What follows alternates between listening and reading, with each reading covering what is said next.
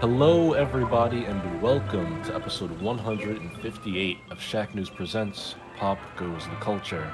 I'm Donovan Erskine, news editor here at Shacknews, and I'm joined as always by Greg Burke, our illustrious head of video. Greg, we didn't do a show last week because we were hanging out. We We were saw each live in other. person for the first time since 8 years. It's not since the last E3 was the last time I saw Greg in person, 2019. And how little did I know, Greg, that when E3 2019 ended and I walked out of that convention center in Los Angeles and they had the sign that was like, "See you next year, June See you 2020." next year. They had the dates and everything. I have the image on my phone somewhere. I forget the date specifically, but it was like June 11th through the 14th, 2020. Come back for E3 2020. And I thought I'd see everybody again. And it wasn't until last week at GDC that I saw you and Ozzy Mejia and a lot of our colleagues for the first time in 5 going on 6 years. Crazy. Crazy, crazy, crazy. But it was cool. We did the damn thing at GDC. I mean, a lot of Ozzy and my own's written coverage is already up on shacknews.com now. Also, shout out to Nick Tan, freelancer, who kind of just went balls to the wall with a lot of preview coverage for us at GDC as well.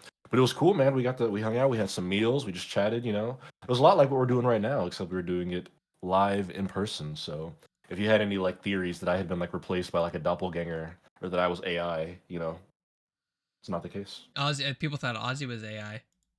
I still think he You know, it's is, and funny I've met that him. that E3 story. I think I saw a picture of this guy. Like it said, he had a Reed Pop name tag. It was like, "See you next year," and doing this.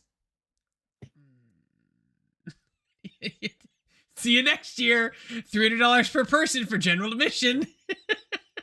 Well, that's the thing though, Greg. Reed Pop wasn't even running E3 in 2019. Oh God. They came aboard in like 2023 when they were trying to resurrect it, and that didn't even work.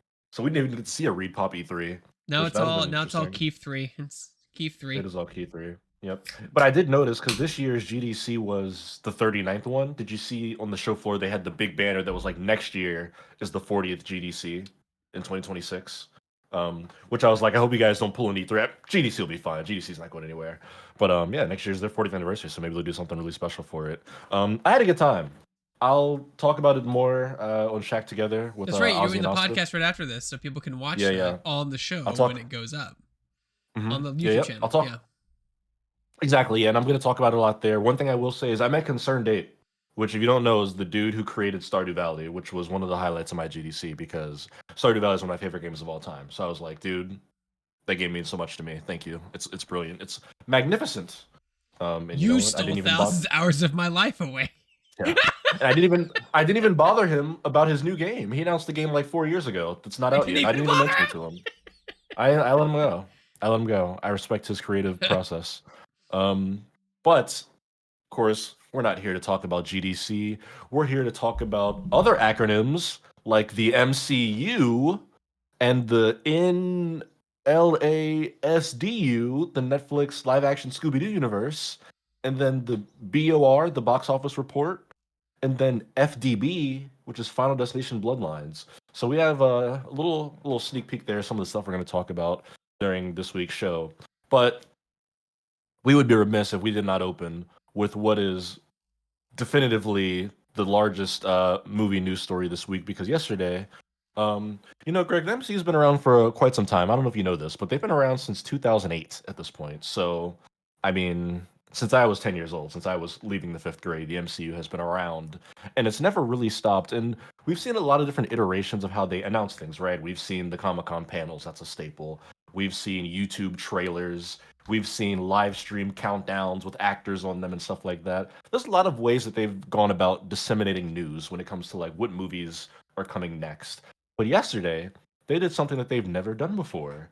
They, apropos of nothing, just tweeted a live stream link. And the tweet was simply captioned, "Take a seat." And when people opened it, the stream was just the back of I guess you call them a set chair, like when like a director actors have like the the Yeah, black the and chairs, the infamous yeah, the chairs. chairs on set that you see like directors sit on in TV shows or behind the scenes footage, and they have like their names on them. Sometimes it'll say the name of like the movie or show. It was one of those, and on the back it just said Chris Hemsworth, who obviously plays Thor. So people were like initially, "Oh, are they announcing the next Thor movie? That's interesting." And then after about 10 minutes, and this is a video, it was a still shot on the chair. After about 10 minutes or so, though, something strange happens. The camera slowly pulls out into the side, panning to another chair that reads Vanessa Kirby. Or, oh, if you don't know who Vanessa Kirby is, well, she's an actress. She's in the last couple Mission Impossible movies, very good in those. But more relevantly, she's playing Sue Storm in this summer's Fantastic Four movie. So now people are like, wait, they're teasing a movie that's got Chris Hemsworth. Okay, Chris Hemsworth, Vanessa Kirby. Okay, we got Thor and Sue Storm in a movie together. This must be Avengers.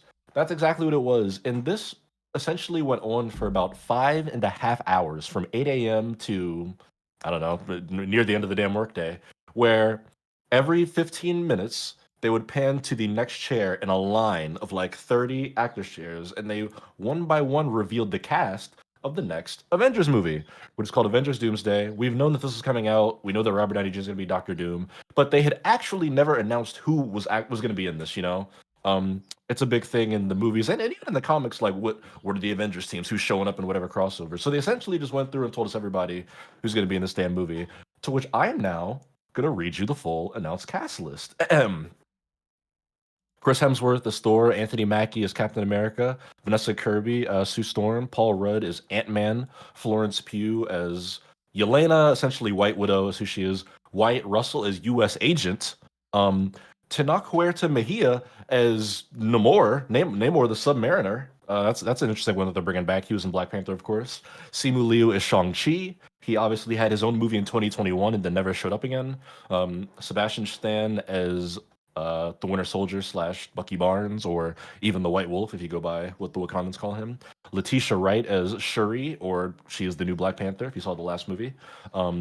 Eben Moss Bacroc, who is the Thing in Fantastic Four.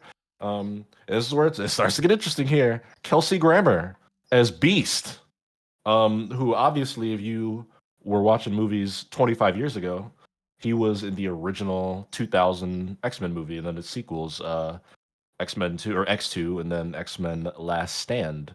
And he was previously in the post-credit scene for the Marvels. We saw him like taking care of, I believe that was Photon. Louis Pullman as Sentry. He's going to be in Thunderbolts. Dana Ramirez as Falcon. He was in the last Captain America movie. Joseph Quinn, any Eddie Munson fans, he's Johnny Storm in the upcoming Fantastic Four movie. David Four, again, Stranger Things fans. David Harbour is going to be coming back as Red Guardian. Winston Duke as M'Baku. Hannah John Kamen as Ghost. She was in the second Ant-Man movie. Tom Hiddleston as Loki. At this point, Tom Hiddleston has to be like near Robert Downey Jr. territory of how many Marvel projects he's been in. And then here's where it gets really weird and wacky again. Patrick Stewart as Professor Xavier. Ian McKellen as Magneto, Alan Cumming as Nightcrawler, and Rebecca Romaine as Mystique, and James Marsden as Cyclops, which that is the cast of, again, the 2000 X-Men movie, not even like the 2010s reboot. Like, we're talking, these actors are all 50 plus, and then Ian McKellen and Patrick Stewart are like 70, 80 plus. This is like the OG first iteration of the X-Men movie cast. Channing Tatum as Gambit, as he was in obviously Deadpool and Wolverine. He had his very famous Cajun accent in that movie. He's like, "Who am I to make an A? How myself here?" Then you got Pedro Pascal as Mr. Fantastic, and then of course the one cast member we already knew about, Robert Downey Jr., who will be playing Doctor Doom in this movie. So he's playing Tony Stark, but this is Doctor no, Doom. we don't know that. We don't know that. They say he's being Doctor Doom. We don't know. He might just look like Tony Stark, or maybe he never takes the mask off. But that would be so great. They What a could do slap in the face to all those dedicated moms that never takes the mask off, just uses his voice. What a cop out that would be. But the mask is a big thing to Doctor Doom, the character. He doesn't like when the mask comes off, so it would be very in line if he. But Robert Downey Jr.'s got a $1 billion face, so they'll probably show it anyway. But yeah, so this obviously, Greg, was like a big thing that went down yesterday. It was very memed. Within the first hour, people were putting up like the fake chairs of there. I saw one where somebody was like, Nigel Thornberry is going to be, from the Thornberrys, the Nickelodeon show. Yeah, I know the Thornberrys. Yeah. I wasn't sure. I was like, I don't know where it cuts off for you. That would would be hilarious. Yeah, I mean, it's very that it was done purposely. Like this, it was there was this was not. It was. Yeah. I saw somebody. I think I followed them. I forget if I do or don't. But they were like, as someone who like works in marketing, this is a great way to get maximum retention time. Right? They're gonna whoever like worked on this campaign is gonna have. I think when they published or when the live stream ended, if you don't know how like these live streams work, once they end, all the views get counted retroactively like to the VOD.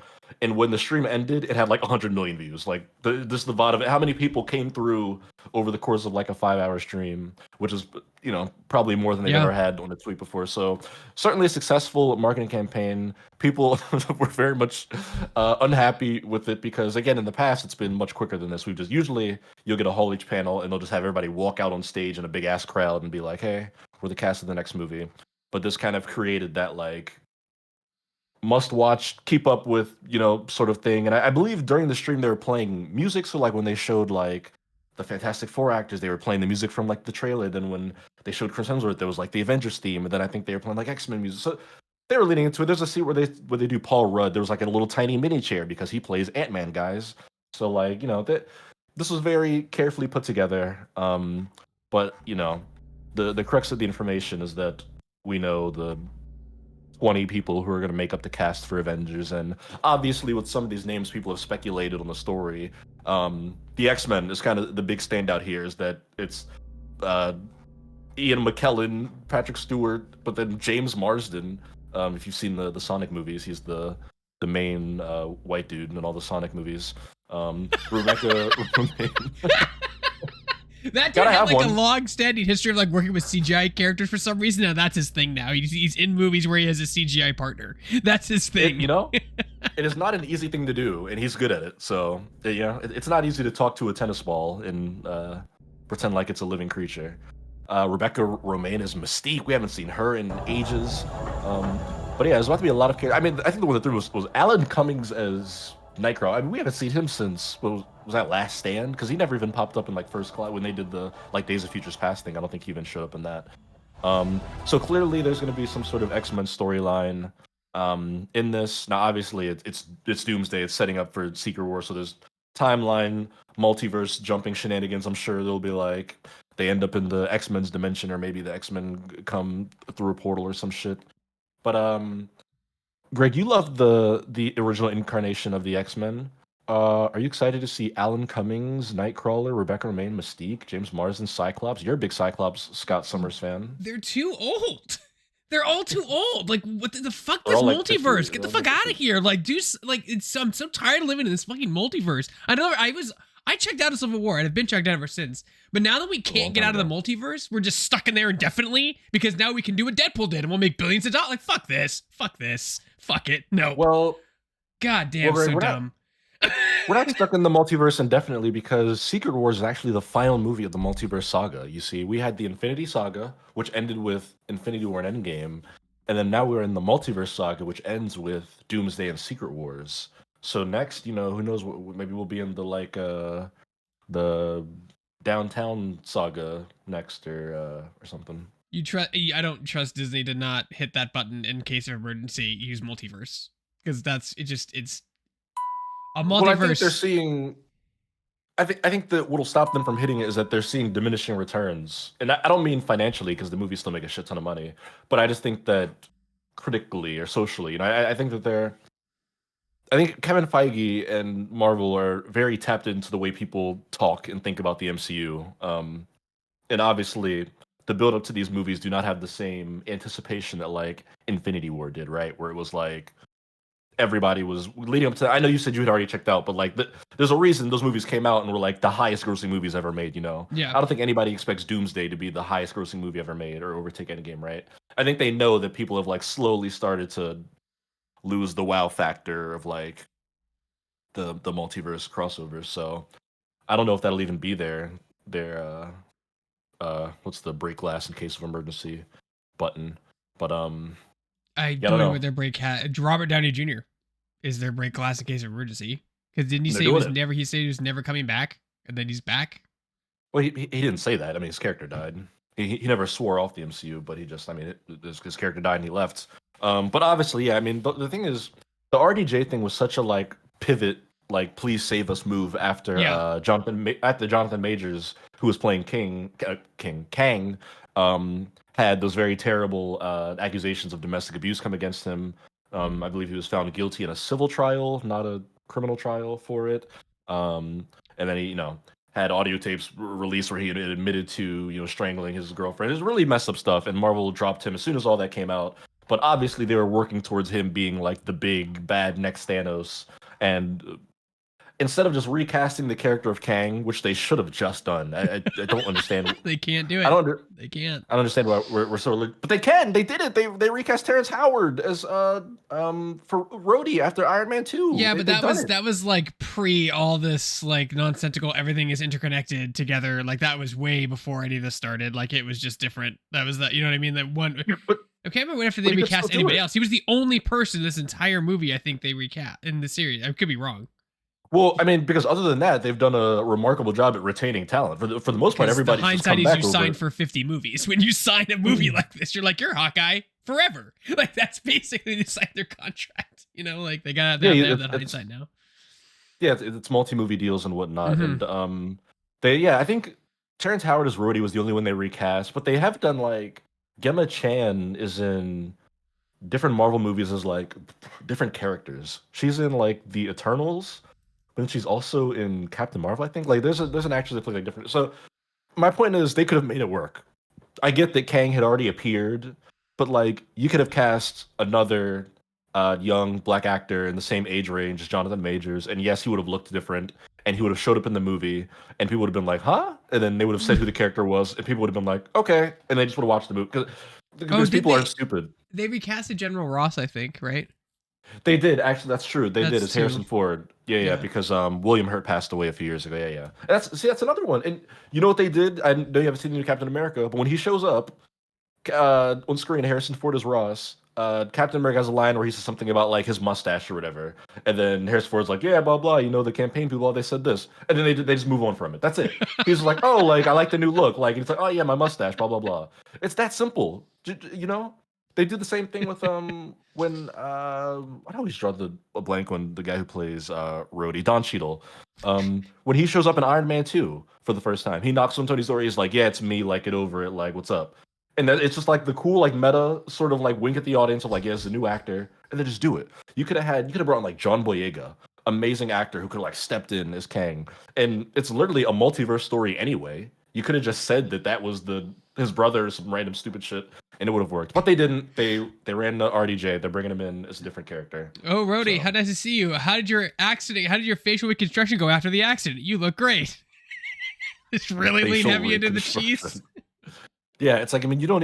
I don't know. Again, in hindsight, I think it's very silly. I understand. Obviously, you had to get rid of Jonathan Majors. I would never say they should have kept him. What he did was awful, and they're right to drop him from those movies. But they should have just recast the character. I don't know why you would upend your entire franchise plans for it, but they're moving forward, and here we go. That debate has been like is cemented. It's such an interesting one. Is do you separate the art from the artist? Right, like that.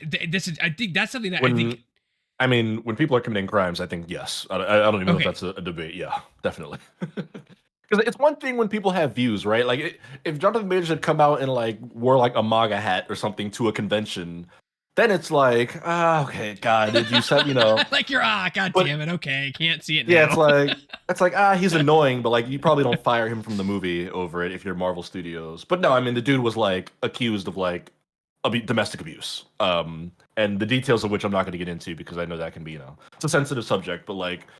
He didn't have like a shitty opinion or like say something offensive.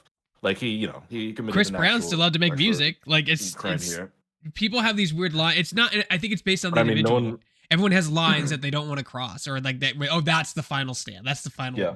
That's the straw that breaks the camel's back. Everyone has, and everyone's lines different, and some are way out there, and some are really nitpicky, and it's weird, but no, you're right. It's an age-old debate forever. Like why? Like it's just interesting. Like to have a chat. I'm not saying you agree that they're good people or not, or what they did was wrong or bad or good or evil.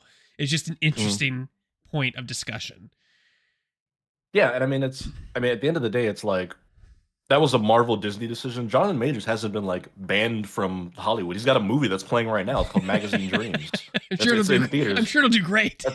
at this very moment. Yeah, and I'm sure he'll act in movies moving forward. I mean, Michael B. Jordan came out and was like, "I'd happily make another movie with him." Right. So I mean, he'll be in movies again, but it probably won't be anything Yeah. that Marvel Studios is producing.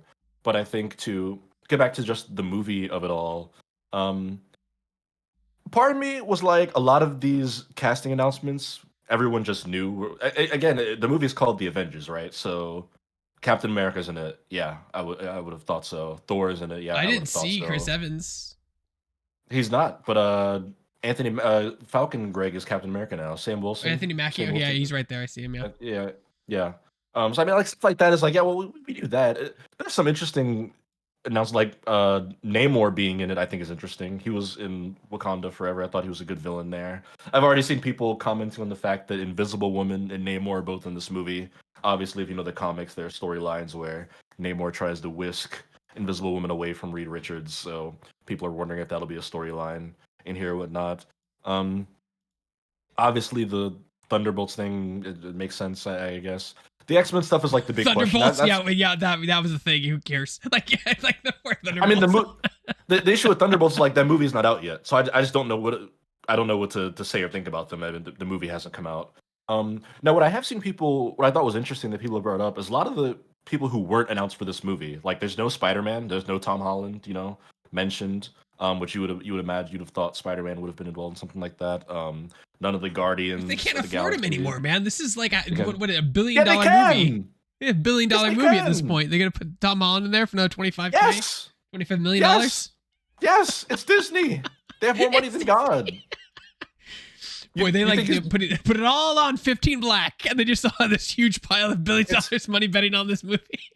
I can promise you, I would bet everything I own that Tom Holland's not in this movie, not because of money. It has nothing to do with money. They are paying Robert Downey Jr. like $40 million to come back.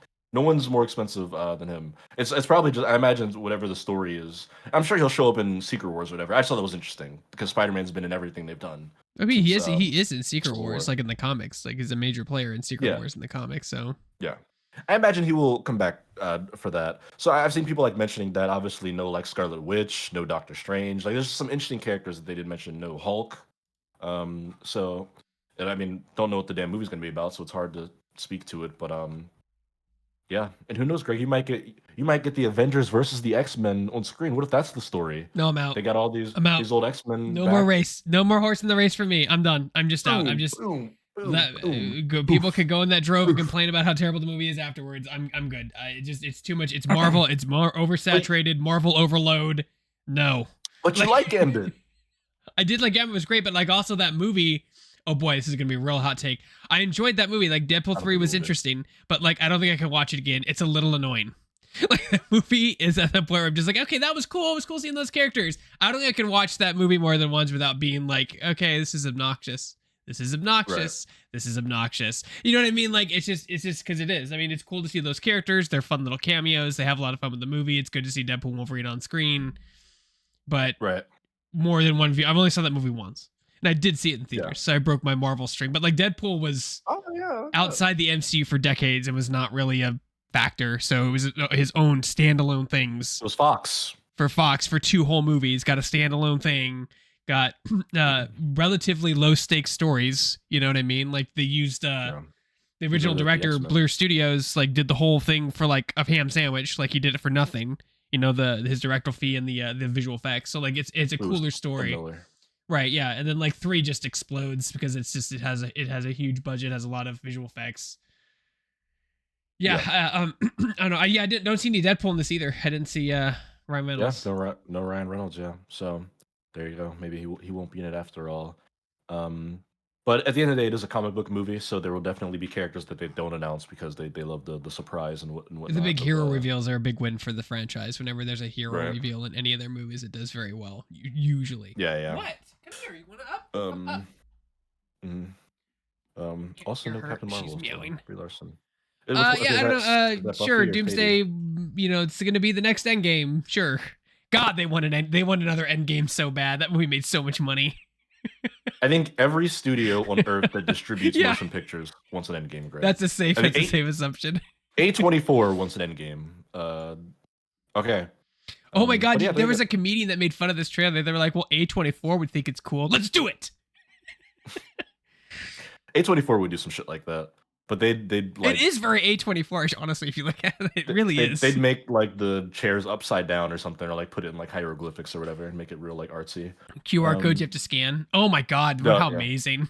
Give people access to your email. Like, sign up for your email to find out the next cast. Yeah. But there you have it, folks. Avengers Doomsday in theaters, May 1st, 2026. I'm sure I will talk about that movie whenever we learn more about it. But speaking of projects that we're going to learn more about in the future, Greg, maybe one of the most talked about movies on this YouTube, or Jesus, on this Twitch channel is the James Gunn written live action Scooby-Doo movie from the early 2000s, which you and I both love quite a bit. And Greg, they're making not a sequel to this movie. The way I set this up made it sound like they were making like a third one. They're not. That'd be awesome. But Netflix so old, is making. Man. They're so old. They need. I don't care. So what? They also. Okay. Sarah Michelle Gellar still works. Look, Freddie Prinze Jr. still works. As a huge advocate of Ghostbusters, you know how I feel about this. In Afterlife, which is the third, I was like, they're old. Like, I was just like, they're looking really, really old. Like, minus Ernie Hudson, because that dude just doesn't age. Everyone else looks super old, though. I was just like, I don't know, like, time to move on to a new cast. I would happily sign up for a live-action Scooby-Doo movie that had Sarah Michelle Gellar as Daphne, Freddie Prinze Jr. as Fred. Mind you, they're married in real life. Matthew Lillard as Shaggy. He still acts. He's in all the FNAF movies and shit. He's going to be in Scream again. Why not put him back in Scooby-Doo? And Linda Cardellini, who still acts. She's about to be in the Friday the 13th TV show. Let's throw them all back there together again. You know what? As a matter of fact, I think they should have a cameo in this, Greg, because Netflix is making a live-action Scooby-Doo show. They are. They've given it a series order. It's coming from Warner Brothers TV, obviously because Hanna-Barbera is owned by Warner Brothers. Creators are Josh Applebaum and Scott Rosenberg, and they're produced by Greg Berlanti, which you might recognize the name Greg Berlanti. He produced, I believe, the Super Mario Brothers movie, the animated one from Universal, that Netflix. Okay. The 93 one or the new one? No. I believe Berlanti worked on the newer one. So here I'm going to read this quote. Mystery Incorporated is back in business. We're excited to bring Scooby-Doo to TV as a live-action series for the first time, Peter Friedlander, VP of Netflix, said. The beloved franchise has had an impact on pop culture that is... Okay, I'm not getting into this bullshit. They're just fucking talking about why Scooby-Doo's awesome. I don't need to say why Scooby-Doo's awesome. Gotta make that forwarded word in Hollywood Reporter. Gotta make that forwarded word minimum. Okay, but here's what I do want to read to you, Greg, because we get a little bit of like idea of how they're doing the like story for it. So here we go. The Netflix series will be a modern reimagining of the premise, the streamer says. The show's description reads as follows. During their final summer at camp, old friends Shaggy and Daphne get embroiled in a haunting mystery surrounding a lonely lost Great Dane puppy that may have been a witness to a supernatural murder. Together with the pragmatic and scientific townie Velma and the strange but ever so handsome new kid Freddy, they set out to solve the case that is pulling each of them into a creepy nightmare that threatens to expose all of their secrets. So it's a prequel. Yeah, it's an origin story essentially. I like origin stories, but like that means you're not going to get the original cast, but I guarantee they'll probably have cameos.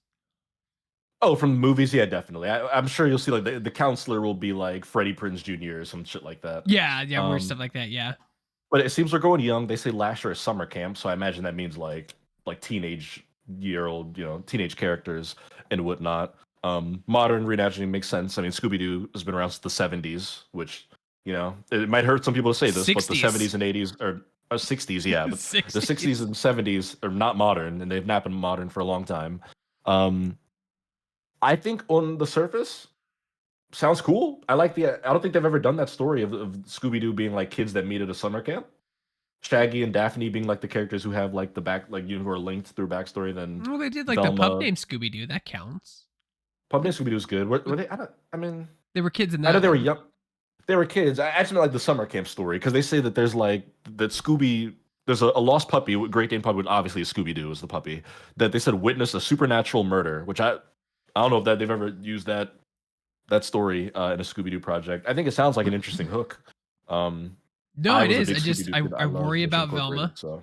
I worry about the Velma show because the Velma show thing. I worry about it being It's a not. show. It's nothing to do with that. It's I not know, that but at like, all. how do you mess up? Like, you know what I mean? Like, there was an opportunity to open the Scooby Doo universe, or like to, you know, not kind of they flubbed that. Everyone hated watching it, so it got second season. Well, I'll tell you why. They did what people ask streamers and companies to do more, which is give creators creative freedom. They just let Mindy Kaling make that show what she wanted it to be, which is fine. I'm not. I think that was a fine choice from WB. But I mean, we always complain when like studios step in and intervene with stories and scripts and whatnot. Warner Brothers signed Mindy Kaling to write and star and produce that show, and they just let her do her thing, and that's like the show she made through her vision. Obviously, people didn't like it, but like that's why it's like that. It wasn't because WB had some bizarre concocted idea for a Velma iteration. There's a delicate balance, and it just sometimes it's got to be the perfect Yeah. balance of both interference Yeah. and creativeness, and no, not sometimes it's not that way. Hmm. But I don't, I don't think that has any that won't have any bearing on this. I mean, it's not even WB. It's Netflix that's going to be putting this one out there because for some reason Warner Brothers hates all their own property and they just Oh, outsource them to every other dude, company. if this was a CW show, like you'd be crying, like you'd be like, please, no, CW, don't kill my Scooby. Like that's bad. So it's good that they licensed it to Netflix. So we'll see, but we'll see. I mean, why not? Scooby Doo is, I think, a really interesting property that can, you know, span generations. Dude, I love Scooby Doo. It's one of those like there are a lot of franchises I was into as a kid that I kind of stopped caring about as I grew up. I know it might hurt to say this, but like as a kid, I loved Teenage Mutant Ninja Turtles. I don't really care about the Turtles anymore. I was a big Power Rangers kid. I don't really care about the Power Rangers anymore. Which Power Rangers? This is important.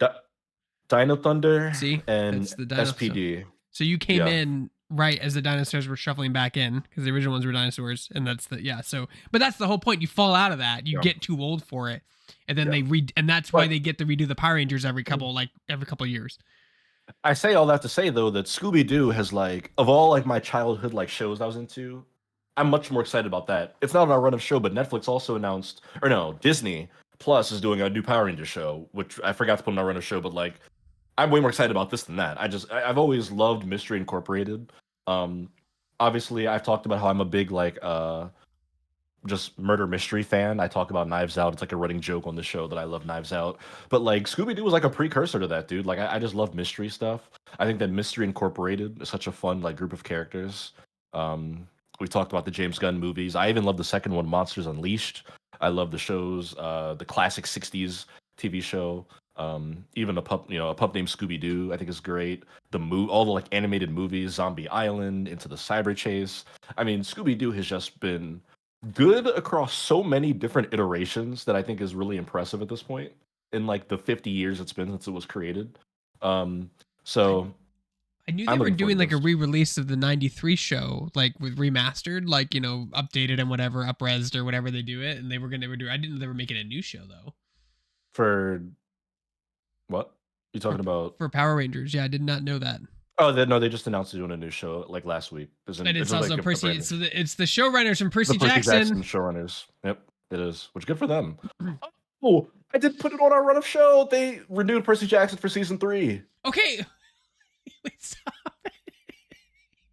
They're not making these fast enough, Donovan. This is not going to end well for Percy Jackson when he's like 38 doing the final book. Not going to look good. Look, they've renewed it for season 3 before season 2 even came out. How much faster do you want them to go, man? They have to go quick.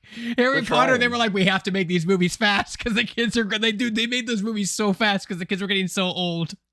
Yeah. I mean, I'm just so excited. Okay, you know what? Order of operations. Okay. I'm gonna finish on Scooby Doo, and then we'll talk about Power Rangers, and we'll talk about Percy Jackson. Okay. Scooby Doo, I think, has been awesome across generations of iterations and whatnot. There have been so many good, different versions of Scooby Doo at this point. Pup Named Scooby Doo, Mystery Incorporated, What's New Scooby Doo, even like the Scoob movie people loved, the animated movie from a few years ago. It's awesome, and I'm glad that the franchise is living on once again. Will always be nostalgic for me. It kind of created that love of mysteries and detective stories for me as a kid. That's kind of like grown and blossomed as I've become an adult. And I do want to read this quote because I know it's like Hollywood PR bullshit, but I still love when it's like I just like these full circle connections when it comes to storytelling. So I want to read this quote from Greg Berlanti in the article here. One of my first and favorite jobs in Hollywood was sitting with Bill Hanna and Joe Barbera while they signed animation cells. Said Greg Berlanti, Josh and Scott and everyone at Midnight Radio have really crafted a story that captures their amazing spirits and their generous creations. We're grateful to them and everybody at Netflix and Warner for the ability to bring this iteration of Scooby-Doo to life. So I just thought that was cool that Greg Berlanti said one of his first jobs was with Hanna and Barbera, the actual people, before he eventually got I to was make his in own the Scooby-Doo building with thing. the I thought that was Flintstones was cool. drawn when I worked at WB. I could go into that building where See? they produced it. Yeah, it's pretty cool. Yeah, there you go. So there's a cool little full circle Hollywood story for you. We'll talk about this when we learn more. We don't know who's going to be in it or whatnot. If they want me to be involved, I'd happily If go you help them want out. me to be involved, Um, dude, next you up, would be in the background like this. I You in I the can back, wrangle please. it. Can you look less happy to be here? Look less happy. Nope. I can pull it together. I can pull it Absolutely not. Too excited. together. But what we also want to talk about Power Rangers. Yes, so Disney is specifically on Disney Plus. They're doing a new Power Rangers show, which this is funny, Greg, because obviously Saban created Power Rangers, owned it for a very long time, Yes. sold the yes. rights to Disney like 20 years ago, and then Disney did like a couple shows. Then Disney sold the rights back to Saban in like the 2010s, I believe, which is how we got like that live action movie in 2017, and then they did a bunch of more shows. You and I, several years ago, interviewed one of the actors from Power Rangers, one of the like 2020 Oh, iterations. dude, I think I it interviewed was. the entire cast multiple times at Comic Con, Mhm. but like this, by Yeah. then I was like so disoriented from the franchise. I had no idea what was going on. Like, Mhm. all I know is So that Saban is infamous with being really cheap. With all like, there's a lot of controversy with that. Haim Saban well, yeah, because they always shoot the show like fucking New Zealand and to whatnot. avoid And union laws. Yeah, and none of the actors yeah. get like, because the whole concept of the Sentai, Super Sentai, Power Ranger stuff was merchandising. It was the big push. Yeah. Toy commercial, right? Coming off of Transformers, Ninja Turtles, I mean, Ghostbusters, toy commercial. Just one giant toy commercial. It's right? worked beautifully because the Power Rangers look cool as fuck. Yeah, that's just what it is. I mean, like, but- I'm not no shade. But like, it's sad because like the actors, I've met a few of them at cons, not interviewed them, but met a few. Like, they're super nice actors, but like they'll tell you like, yeah, like we weren't treated very well on set. The Blue Ranger in the original he was like, yeah, I was treated horribly on set. Like the Pink Ranger, Amy Jo Johnson was like, yeah, I was awful. Like some of the, like, it's fun. Like the people are nice, but the production was awful. You know what I mean? Like and that makes sense, right? There's good people working there, good people working with them, good actors, good friends, but the production is just ridiculous. Ridiculous. It is worth It's worth mentioning though. You mentioned the original cast; they all came back recently. Do you know that, right? It was like 20. It was a few years ago. They did like Power Rangers Forever, and it was everybody except for I know Tommy passed away in real life. Tommy passed away. The original Red Ranger was under house arrest for like doing weird shit, and then Amy Jo Johnson. Amy Jo Johnson didn't return because she asked for too much money, and she was straight up about it too. She was like, "I told them this is what I'm going to do it for," and they said no. And I can appreciate that transparency. You don't get that in Hollywood. So nearly all of them. They got a bunch of OG people back. 3 out of 5 ain't bad, right? That's the 3 out of 6 ain't bad for a fucking 30-year-old franchise. Yeah, right? Not Yeah, too bad. yeah, absolutely, yeah. But essentially, what I was saying was that it was created by Saban, sold to Disney, and then eventually Disney sold it back to Saban, and now they're licensing it to Disney to do a new show on Disney Plus, which is really hilarious. Could be cool. I have a friend, Greg. I don't know if I ever told you this. One of my close friends is like a diehard Power Rangers fan. It's like one of his favorite properties. He knows all the seasons. He keeps up with the same way that you are with Ghostbusters, essentially. Like he knows Power Rangers front and back. It's like his IP. So he was excited about this. He thinks this could be interesting. It's so much easier to follow stuff that when there's only like one rendition of it and not a lot of things in the franchise. Yeah. It is easier. I'm actually gonna play a Toy Fair thing while you talk in the background because since they're bringing it back, there's a big push for merchandise coming out. So yeah. I mean, it'll be interesting to see. I think one thing you mentioned, right?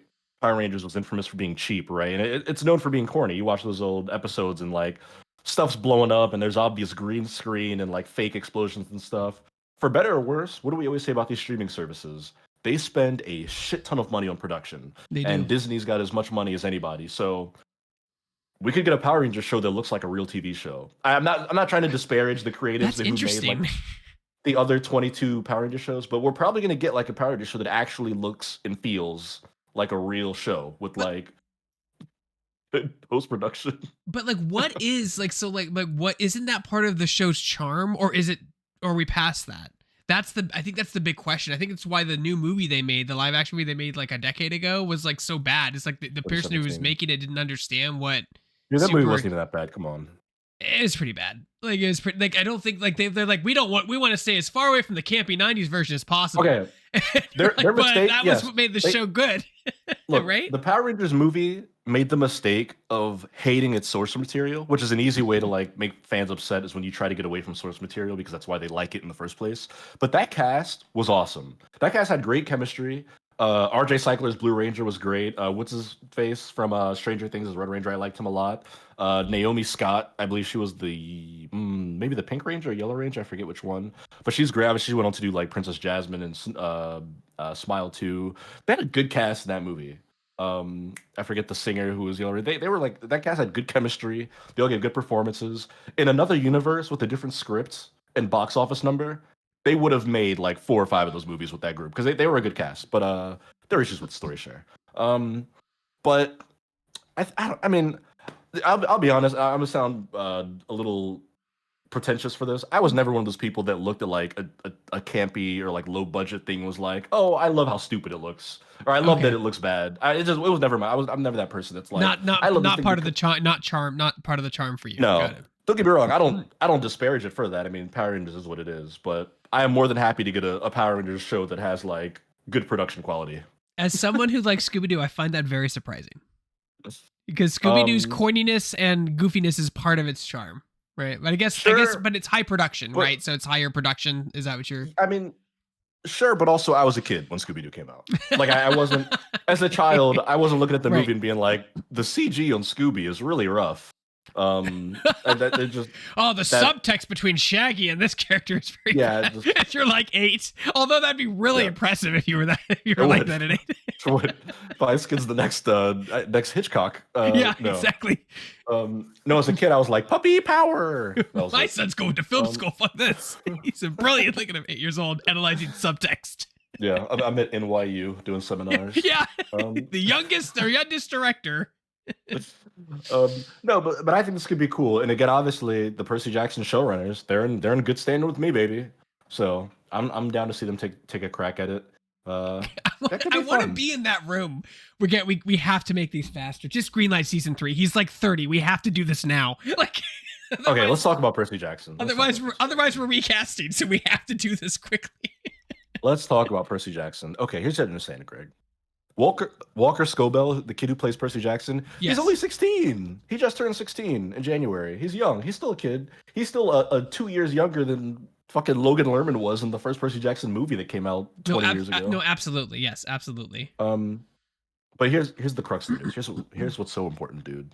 Percy Jackson, the Olympians on Disney Plus. Season 2 comes out later this year. But before they did that, before it releases, they've greenlit the show for season 3. And I want to tell you why this is so important, Greg. Because the Percy Jackson movies only ever got to book 2, The Sea of Monsters. They made 2 movies, and that was as far as we got. So the show comes out, and the first season of the show is The Lightning Thief, the original story, right? The first book. And season 2 gets greenlit, and what is book 2? The Sea of Monsters, which is good. We love Sea of Monsters. Right, makes sense. Me and all of a Percy Jackson hive, the Olympians, Camp Half-Blood over here, we just wanted to get to Titan's Curse. That is the 3rd book in the series. And very much like in Harry Potter, you might say that like the Prisoner of Azkaban was like the turning point of when that franchise started to become mature and go dark and dip into darker themes. That's what the Titan's Curse is for Percy Jackson. I'm not going to get into story spoilers, but obviously Percy Jackson's the son of Poseidon. Annabeth is like the daughter of Athena. In the Titan's Curse is when you start getting into like the children of like Hades, and they bring in like Nico D'Angelo and Bianca, and they've got like a tragic, dark backstory. And you bring in characters that there's so many cool characters that start showing. That's when like the universe starts to crack open. In Titan's Curse is when you realize like, oh, Percy Jackson might not even be the most interesting character in this world. That's when they start bringing in like some really cool shit. And Rick Riordan, who wrote Percy Jackson and as a producer on the show, said that they're already looking at like casting for like Nico D'Angelo, who's the son of Hades, this like fucking kid who can command the dead and like speak with spirits and shit, and his sister Bianca. Some really cool stuff that they bring in. I'm gonna say because it's not spoilers, but are you familiar, Greg and Percy Jackson? They do it in the movie. There's like that casino they go to where it's like, oh, you're stuck in the casino. It's supposed to be like the Siren Uh, Island, yeah, and then in the Odyssey, yeah. it's it's like when they go there, time moves faster or whatever. So they're in the casino for like a few hours and they come out and it's been like 3 weeks and now their quest is about to end. They like meet, they're like characters that they meet in Titan's Curse who are like, oh, they were in that casino for like 40 years. Like these characters were born in the 70s and they like just got out and they were stuck in there in like the Lotus Casino. They do so much cool like lore shit in Titan's Curse, but it's great. It's phenomenal. I'm just so excited that that story is finally going to get adapted. It's one of the better Percy Jackson books, I think. And it's just great. I'm just happy it's happening. It's just a fan of those books. I read them in middle school. I'm just happy it's happening. That's it. Just smile on my face. I'm glad. I'm No, looking it's forward to it. it's It'll cool be too fun. because like people really want to see, like, I think the big hook too on the series is seeing the gods represented by Yeah, whatever yeah, actor, like the different, regardless of celebrity portraying them, just their portrayal, like how how they look, how they act. That's open to interpretation, especially with Greek mythology, and I'm that's what I yeah, look forward to. I like seeing those. That's why mhm, the books did so well, because like you see meet yeah, these gods you've heard of, but oh, they're like this. Oh, they're really like this. You know what I mean? yeah. I want to see Although Aphrodite, really bad. I want to see I want to see Aphrodite too. That is the verse. We talked about recasting earlier. They're gonna have to recast Zeus. And Yeah, I think he's already in the season. Or I think, oh no, I don't think so. Actually, I don't know. But he's Lance not in Reddick, the books a lot until like the end. I remember like you don't really. obviously Zeus is like at the end of Lightning Thief because it's his Lightning Yeah, Bolt but I whole don't think he's story, and then he. he comes. Yeah, he comes more importance later in the series. But obviously Lance Reddick passed away, which still sucks. I can't believe that's reality. He's was such a phenomenal actor. But he played Zeus in season 1, so I think they'll have to recast Zeus as a pretty prominent figure in that Well, universe. just go. He's Hey like the kind Zeus, not born without old form, huh? Solved. of But that's the cool thing about the Greek gods, though, is even Yeah, in the books they take all sorts of forms. They're animals, monsters. They do all sorts of fucking weird, random shit. trees. Yeah, no, literally, no. There is a character in this season, Sea of Monsters, season 2, who is a tree. I won't get into spoilers, but yeah. So I'm excited. I love Percy Jackson so much. Growing up, I've been saying for years that a fully faithful length from beginning to end up to the last Olympian books 1 through 5 adaptation of Percy Jackson could exist on the same tier as like a Harry Potter, a Hunger Games, a Twilight. When it just comes to like those modern YA, modern Harry Potter came out fucking 30 years ago, but you know what I mean, like Modern. those YA iconic Mhm. franchises. It could be in that same family for sure. So I'm excited, and I Let's hope hope the they shoot kids it get a little bit better. The kids were a little rough first season. Let's see if they get more, a little less. quickly. And they're young. I get it. They're young. I get it. Yeah. Totally get it. They're young. But Mhm. let's have them in. Let's have you move on your craft, guys. Come on. Let's. They'll grow into it. I'm confident that they'll grow into it. I think that they were a little iffy. I think Walker Scobell has some great moments in that first season. He's iffy, but like the scene where he finds out he's Poseidon's son, they have like the trident over his head, I thought was really good. The last episode where he confronts like the gods, I thought was good. But I think back to Harry Potter and the Sorcerer's Stone, where Dana Radcliffe was like, I'm a what? Like they have those moments in the Yeah, he does. He's pretty they bad. they they're kids. They have those moments growing up. They'll get it. They'll learn. They'll become better actors. And what is so cool about Percy Jackson is that you can surround those young actors with veterans that play the gods, right? Like obviously they had Lance fucking Riddick in the first season, who was a phenomenal actor. But I mean, even though I think they had Jason Mantzoukas was Dionysus, they had Toby Stevens in there. I think they're adding some more actors, so you can kind of put all those like older veteran actors in the roles of the gods and kind of have them be there to take some of that narrative weight or that emotional weight off the kids and kind of be like little mentors for them on set. But speaking of child performances in movies and TV, holy shit, I'm gonna review something later that has maybe the best child performance I've seen on television in the 21st century. Um, but before I get there, we've gone on far too long for story 2, Craig. Donovan's like, have you seen Star Wars Episode 1? Let me tell you about this kid, man. Oh my god. Yeah, exactly, dude. Oh my god, Phantom Menace is so good. That. Um, but before we get to that, follow the stream, hit the notification button so that you are made aware of every time the Shacknews Twitch channel goes live, which is almost every day. I mean, we've done Steve Tendo the last few days. Delicious. Taking it to the lab is firing back up.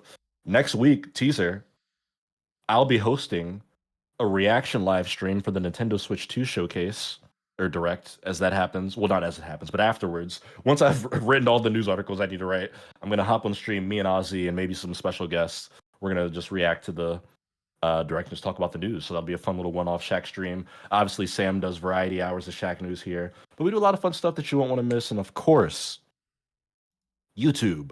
We've got 1, 2, 3 channels, Greg, that you are nonstop editing on. What have you been putting together as of lately for youtube.com/Shacknews? All the Toy Fair coverage. So we have we have a ton of long form Toy Fair coverage. If you want to see toys coming out, Ninja Turtles, Power Rangers. I was playing some of it on the show. Bandai Namco. I got like their entire lineup for 25-26. You guys go check that out on Shacknews Interviews. That's on the Interviews channel. And then we have a preview going up. I can't say when. Sometime next week for a game that we're pretty excited about. Ozzy just did a Wildgate preview, which is kind of an interesting game. It's like Sea of Thieves in space. We did a preview for that as well as some gameplay on our main channel. Yeah. Our VOD channel is alive. I just need to spend like a day cleaning it up. So like you may see these VODs things on that channel. I don't know. I still got Toy Fair and then GDC and then a ton of stuff next week. So yeah.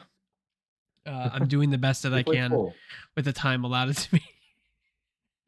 But yeah, go check out the shows. Go check out those shows. Yeah, 24 hours. I'm a content mill at this point. So let's just roll it out. Let's just go watch the thing. Go watch the stuff. Apparently, I wasn't supposed to show some turtle toys, and my camera panned for like a split second and showed one of them, and now somebody caught it. So we'll see what happens. Maybe it'll go viral. I don't know. How dare you? How dare you? Speaking of things that went viral, Greg, we're going to do a trailer reaction here, which I'm excited to do. Despite the fact that this franchise irreparably destroyed my 8-year-old brain. It's also doing that Cardinal Sin, Donovan, about horror movies are doing. It's not. You're so wrong. You don't think so? No. You completely misunderstand what Final Destination is about. No. It's not. This is so true to this franchise. This is what this series has always been. This is literally what Final Destination has always been about. Is exactly this. So it was always that bad. It's just that the kills were cool. That was it.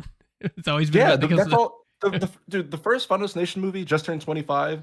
It was supposed to be an episode of the X-Files. 25. Wow. That's what Final Destination was supposed to be. It was a spec script for the X-Files. That's all it was supposed to be. But they were like, Scully and Mulder don't really fit into this. They wouldn't be on screen that much, and obviously you're not going to kill them in this episode that's about everybody dying. So they just spun it off and made it its own movie, and here we are. But the Final Destination Bloodlines is the next movie in the series. Okay. It comes out soon, I think. May 16th. Wow, summer. Okay, then ballsy. Yeah. Dude, Final Destination is... This trailer has 12 million views in 2 days. It's also number setting on Twitter, and if I closed it, but you can see all the Pogger faces on all the right screens. Mm-hmm. Yeah, I mean, you'll never believe what I saw in the trailer. My point is, Final Destination is one of the few horror franchises that like people give a shit about culturally. Like people know what it means. I can call my mom and ask her about Final Destination, and she'll be like, "Oh, I don't, we don't drive behind the log truck." Like it's a thing, As much as I don't care for the actual series, it's cemented itself in cultural history. Yeah. Yeah. As a fan of two people who host a show with pop culture in the title, Final Destination is as pop culture as you get for a horror movie. But they have a new trailer for Final Destination Bloodlines. It's 2.5 minutes long. We're going to react to it, Greg. I have it pulled up myself. If you want, you could pull it up potentially if that's possible, and then you let me know when you want to hit play. Yeah. I do think there's music, so I apologize. I mean, it doesn't matter. This doesn't matter because Sony flagged us for our review of the trailer before, so we're gonna get flagged again for this. It doesn't matter, and just get blocked. It was Warner Brothers. Oh, it's Warner Brothers. Okay. Maybe it must have been another. Yeah. It was the other one. It was the Sony one with the time stuff. Okay, yeah, I know what you're talking about. Different thing though. Dead by Dawn or Dead by Daylight or Dead Until Dawn. Dead Until Dawn. Yeah. I can't focus. Okay, I'm gonna go 3, 2, 1, go, and we'll hit on go. Okay, ready? 3, 2, 1, go. Something's got a hold of me. That's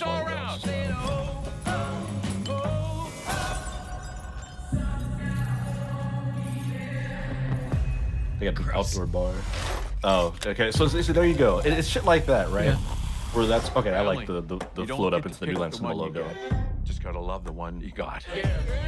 But I have to give credit. These movies, they always find very Got it. mundane shit to creep you out got about. it. Because that's I've never thought of that, of ice or glass shattering going into the ice cubes. We never worked At a in a bar. restaurant. If that happens, you're supposed to throw out all the ice and clean out the bin.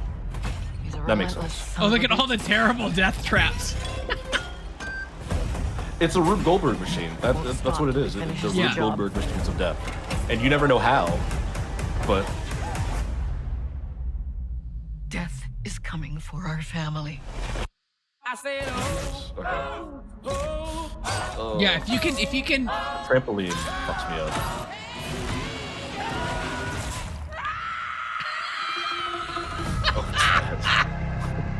So he steps on the ice. Yeah, I thought somebody was gonna drink it.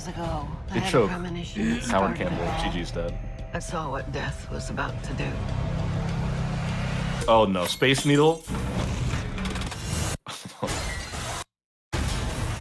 Jesus Christ, that's terrifying. I believe that's the Space Needle in Seattle, which I've flown past. Lives that night. I would never go up there now. Lives that were never meant to be saved. But death doesn't like it when you mess with his plans. Oh.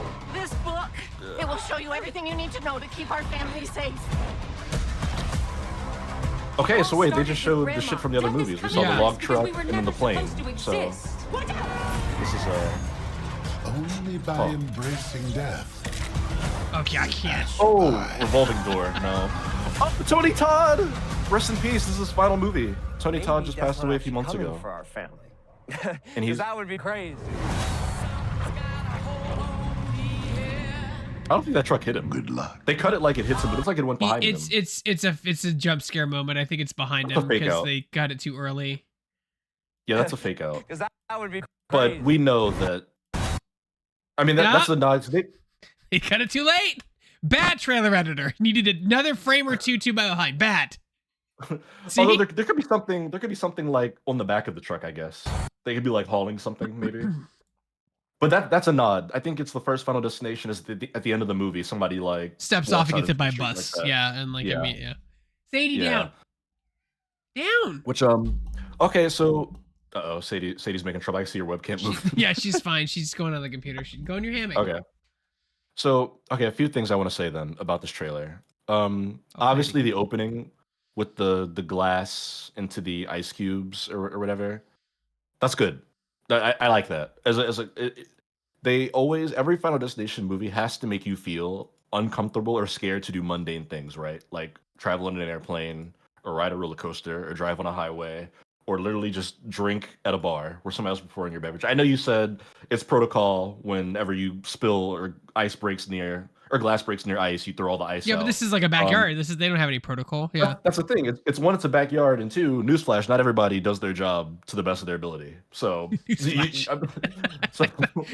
so I mean, you know, it's mighty plausible that somebody would just not do that. But and I would love to speak with the people who write these movies because it's so fascinating how you like have to come up with these things, right? Like if someone said, okay, Donovan, we need you to write Final Destination 6, I don't know what my thing is like that I would come up with because they've hit the big ones, driving, flying, rides. So, I mean, it's got to be fun to sit in a room and spitball like all the weird Rube Goldberg machines of death to come up with other screenwriters. They've said that. That's what they use as a template, right? The like the little contraption cause and reaction machines. They've said that, I think, in interviews. Yeah, because even in just this trailer, they subvert what you think is going to happen a bunch of times, right? Ice or glass goes into the cup. What do they show you immediately? 8 people holding cups to their faces. Obviously, the assumption would be that somebody's going to like split their like mouth open on glass. But then no, the guy gets surprised and drops his cup, and then the ice spills to the grass, and the dad steps on the grass, which makes him fall over. But the rake hits the lawnmower, knocks off the rack. It turns on. It's such a cool way that they kind of put that stuff together, I think. Which it does exactly what horror movies are supposed to do: is build tension. The great Wes Craven has said it many times when he was still with us that it's all about building tension in your audience and then scaring them, and that's kind of the payoff then of it. doing the death, then doing a reveal. Yeah, and obviously the movie's called Bloodlines. They're literally doing the like It's Always Sunny red yarn on a newspaper clippings thing where they're showing the airplane from the first movie, the wooden logs from the second movie. Somehow they're going to connect this to all of them. Obviously them destroying the Space Needle and having a bunch of people die is like the big set piece flashback. I don't think the people of Seattle are going to be too excited about that. That would certainly freak me out if I worked in the Space Needle. I'm glad I don't. Um, but again, it's a cool thing to kind of prey on because you ever are on a great height like that where the whole floor is glass. I think the Grand Canyon has something similar where there's a glass horseshoe you can walk out on. Those morbid thoughts kind of creep into your brain of, damn, like what if this shattered or broke while I was standing on it? So yeah, they do a good job of preying into people's fears. Yeah, I do I don't think know. they Yeah. have to play it a little like more out, like as you said, everything's been done, so they do have to like up the ante somehow, right? But I think that's what makes Yeah. the first couple movies so good is that like car accidents happen all the time. You know what I mean? Like, and that car accident scene is one of the best opening scenes to a horror movie I think I've ever seen. Because it is exactly like they have like that could happen. These are a little bit more out there, but I mean, like, what are they supposed to do? You know what I mean? Like, they have to get creative, and I totally get the outside of the box thinking. It's supposed to be absurd. It's supposed to be highly improbable, but not impossible. That's why it's supposed to creep you out, right? Because it's like, sure, in Final Destination 3, what are the odds of you being in a tanning bed and a wooden plank falling and trapping you in your tanning bed and then lotion getting into the electrical circuit and making it short circuit and turn up to 900 degrees? Like low, but it's not impossible. But it could be possible. Right, that's the shit that is supposed to creep you out, unsettle you, right? What are the odds of your roller coaster going off the tracks and like smashing into the ground? Low, but it could happen. So yeah, I think that this trailer looks like it's setting up to kind of follow those themes through. I think it looks like the cinematography solid. It looks like a good decent movie. They showed Tony Todd, who has been in a bunch of these movies. I think he's in all of them except for 3. He's like just a voice. You don't see him, but he's like one of the carnival rides has like a voice and it's him. But he's like people. I think the fan theory is that he is Death because he's not the same character, but he's like always there. Like I think in one he's like a homicide detective, and then in this one he looks like he's working in an office. But he always like tells the main characters that like death is coming for them or something along those lines. And obviously Tony Todd passed away in real life a couple months ago, so this will be his last role, I believe, or one of his last roles. So I think that's cool. It's very bittersweet seeing him again, but it feels like a fitting final role for him. The franchise that he kind of kicked off. I feel like that'd be so great when he's like, why do you keep saving these people? Do you know how much work it is to like do this thing, to like have them, you know what I mean? Like, you're just making more work for me. Like, just let them all die in the plane crash and I don't have to do all this shit. Yeah, because that's the narrative hook. You know what I mean? Like, even I have a boss. Yeah, it would be great. That's the narrative hook, right? Is that someone has like a premonition of like mass death. They tell people, they avoid it, but then death is inevitable, obviously, and it like comes for everybody, and that's why they all die in these highly improbable ways, because now death has been forced to like speed things up and be very creative with how he does it now. Yeah.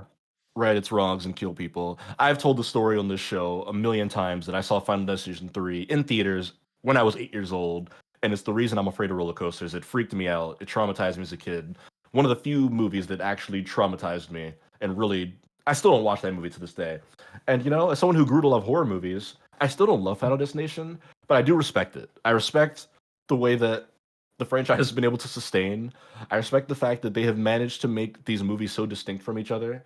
The fact that there's such a clear, obvious cultural foothold, like strangle that it has. Like I think the tweet when they put out this teaser got like 40 million impressions because all it is people quote tweeting and be like, "Oh no, they're gonna make me scared to go hang out with my friends in the backyard." It's just like, it's what everybody who owns a franchise wants, is for people to like hear a name and instantly be like, oh, I know what this means. And Final Destination, love it or hate it, is there. They have that. There hasn't been a Final Destination movie since 2011, or was it 11? Yeah, 2011, and still they got people instantly. They you say the name and people are there. And they bring 1 or 2 characters back in each of the sequels, but it's relatively new cast in all of them, right? They bring that, like they may bring back a few of the old cast members, but it's mainly a new group of people, right? Typically, yeah. Well, that's the thing with Final Destination is typically everybody dies. Yeah, I can't remember the third one. I remember the first, second one, like they brought 1 person back, but like it was a whole new cast in the second one. The second one, I think they brought back like one guy, and then it was a new group, and I think the guy they brought back dies in the second one, and then 3 was a fully new cast. Yeah, 4 was a fully new cast, but then 5 was, and again, I don't like Final Destination movies, but I have to give them credit. You talk about story. The end of the 5th Final Destination movie, the last one that came out 2011, was like it reveals that the movie's actually a stealth prequel to the original Final Destination. Oh, that's right. Yeah, you said that. Yeah. Because Yeah. the main character lives, and you're like, oh, the main guy lives at the end of Final Destination. And then he goes to get on a plane, and then you hear like commotion, and he looks up, and it's Devon Sawa's character from the first Final Destination movie. He's like, get me off the plane. We gotta all get out of here. And then they drag him off, and then the guy and his girlfriend's like, what's all that about? I don't know, it's weird. And then the plane takes off, and you see the plane crash from the original Final Destination from inside the fucking plane. And I'm like, God damn it, that's so smart. That's It's so like good. Pure cinema. That's a really clever idea, though. That's a really clever idea. When I was watching that movie, and he's like, what? And he looks at his boarding pass, and it says 2000. And I was like, no. I was like, the whole fucking movie, takes place. And then your brain starts looking back, and you're like, there weren't any iPhones. There were no like MacBooks or whatnot. It's clever. It's clever. It's clever. Hold on one second. And obviously this one's leaning further into that. Yeah, do your thing. I'll keep talking. Obviously this one is going to do some similar tie-ins because they've got the Bloodlines title, and the woman's talking about how death is going to come for the family. You know what is interesting though?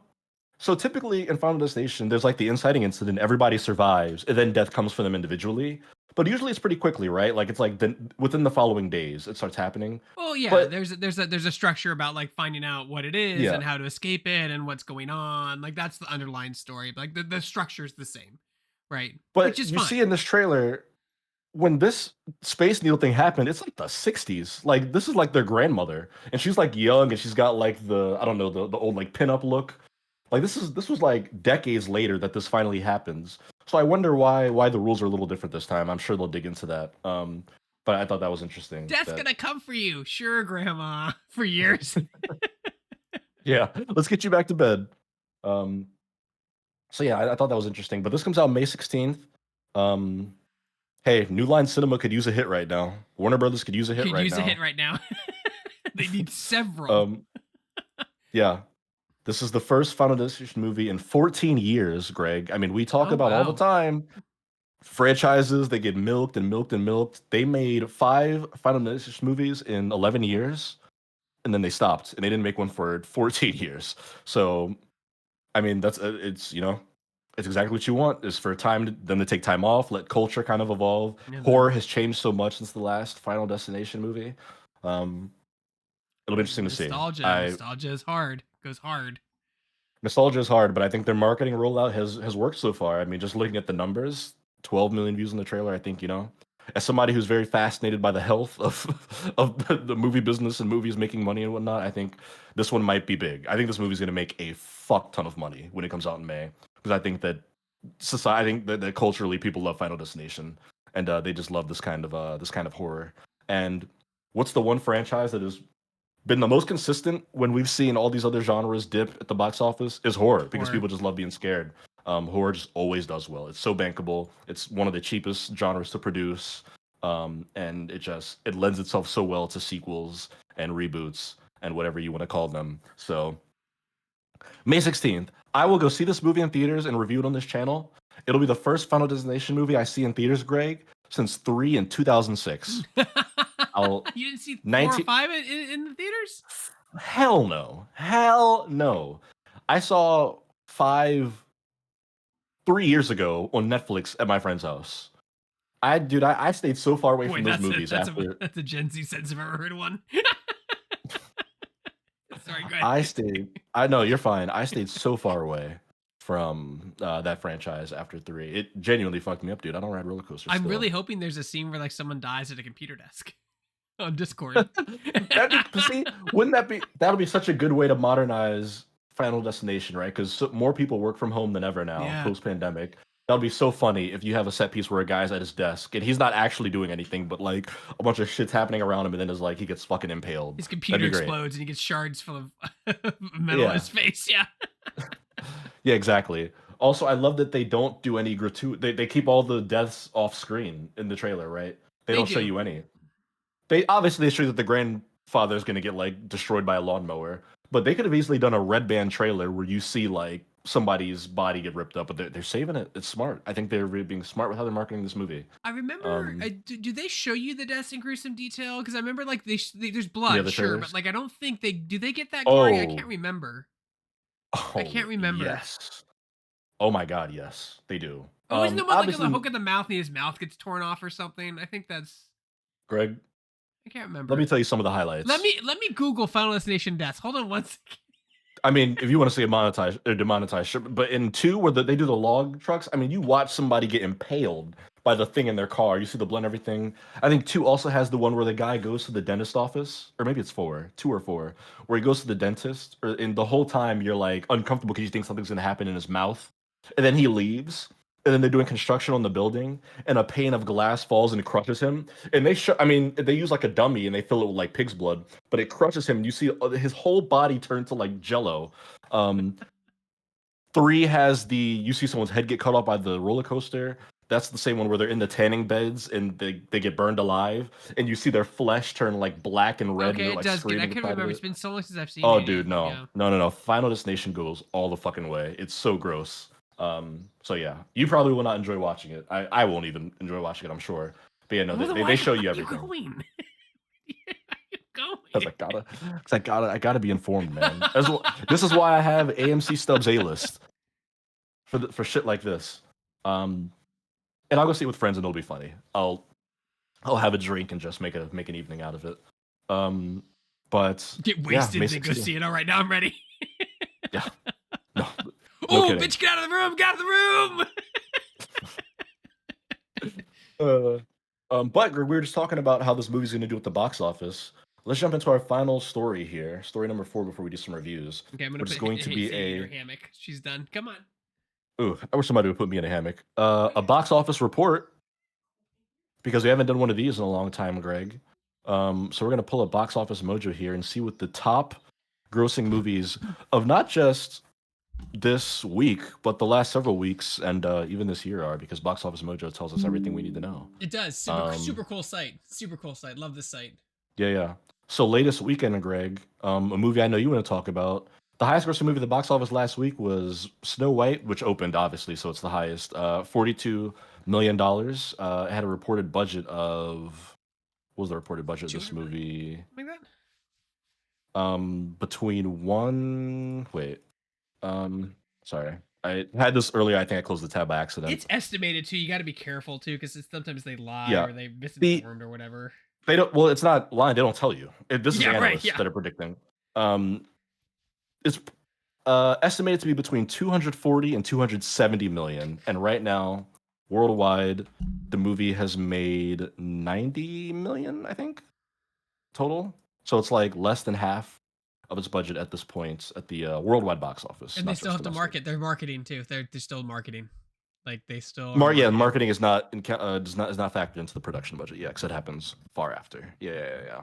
So that was number 1, and then after that it was Black Bag, Captain America, Novocaine, Mickey 17, which Novocaine had a budget of 18 million. How's it doing? I don't know if it's doing all that well. Not bad. 22 million? No, half. So you lose half, right? About half. 11 million. Yeah, that's a bust. It's I think it's closer to like a third, people say, but still you want more. You definitely want to make more than your budget, whatever your reported budget is. So they got a ways to go, but that movie also just came out, so who knows? It might have some legs. Well, I mean, the Captain America: Brave New World did good worldwide. It did. It made 193 million, but the thing you have to remember with that movie is that they like rebooted, or they did so. I mean, every movie does reshoots, but that movie had like mass overhauls. So the budget for that movie is probably absurdly high. If I had to guess, it is. Let's see what the reported budget for Captain America is. The reported budget's 180 million, which is less than I thought, but that movie probably has a lot of money it needs to recoup. Yeah, a lot of marketing too, in that one too as well. There was a ton of marketing in that. Yeah. The third, yeah. I mean, maybe. I mean, like if it's a third, yeah. I mean, that's still. Yeah, and we haven't talked about this movie, Greg, but you know that the highest grossing movie of the year worldwide is a Chinese animated film that's made $1.9 billion called Nija 2. It's a sequel to a movie that came out like 4 or 5 years ago. It's like an animated action movie. I think it's like a mythological story that is apparently good, but like it's barely showing in American theaters. As some theaters are carrying it, but it's made like it's the highest grossing animated movie ever. It passed Inside Out 2. It's made $1.9 billion, which That's like Star Wars Avengers money, worldwide. It's not Which playing anywhere. Oh wow. no, it's playing in some theaters in America, just not everywhere. Like if a new Pixar movie came out, you could walk into any movie theater and watch it. But this one's only kind of like bigger theaters. Like my AMC has it, but there's like 2 screenings a day. It's like you can go see it at like 10 p.m. Wonder sort if of it's thing. dubbed or if it's subtitled. I think it's subtitled. I don't think it's There you go. dubbed. Like foreign movies don't tend to do well. Like I mean, like blockbuster wise, Yeah. that's probably why. But like I mean, Americans I remember a hate teacher in my film school, and this was like 20 years ago. But I remember he says like movies do very well in China because those people. He said, "quote," I'm quoting him. I'm not saying this. Those people have nothing else to do. They're not allowed because the way their government was structured. They would go to work. You can't play games. You can't go on social media. You can't do things. So the only thing there is to do is movies. That's not. That's what I quote him. That's what he said. Yeah. That's what he said.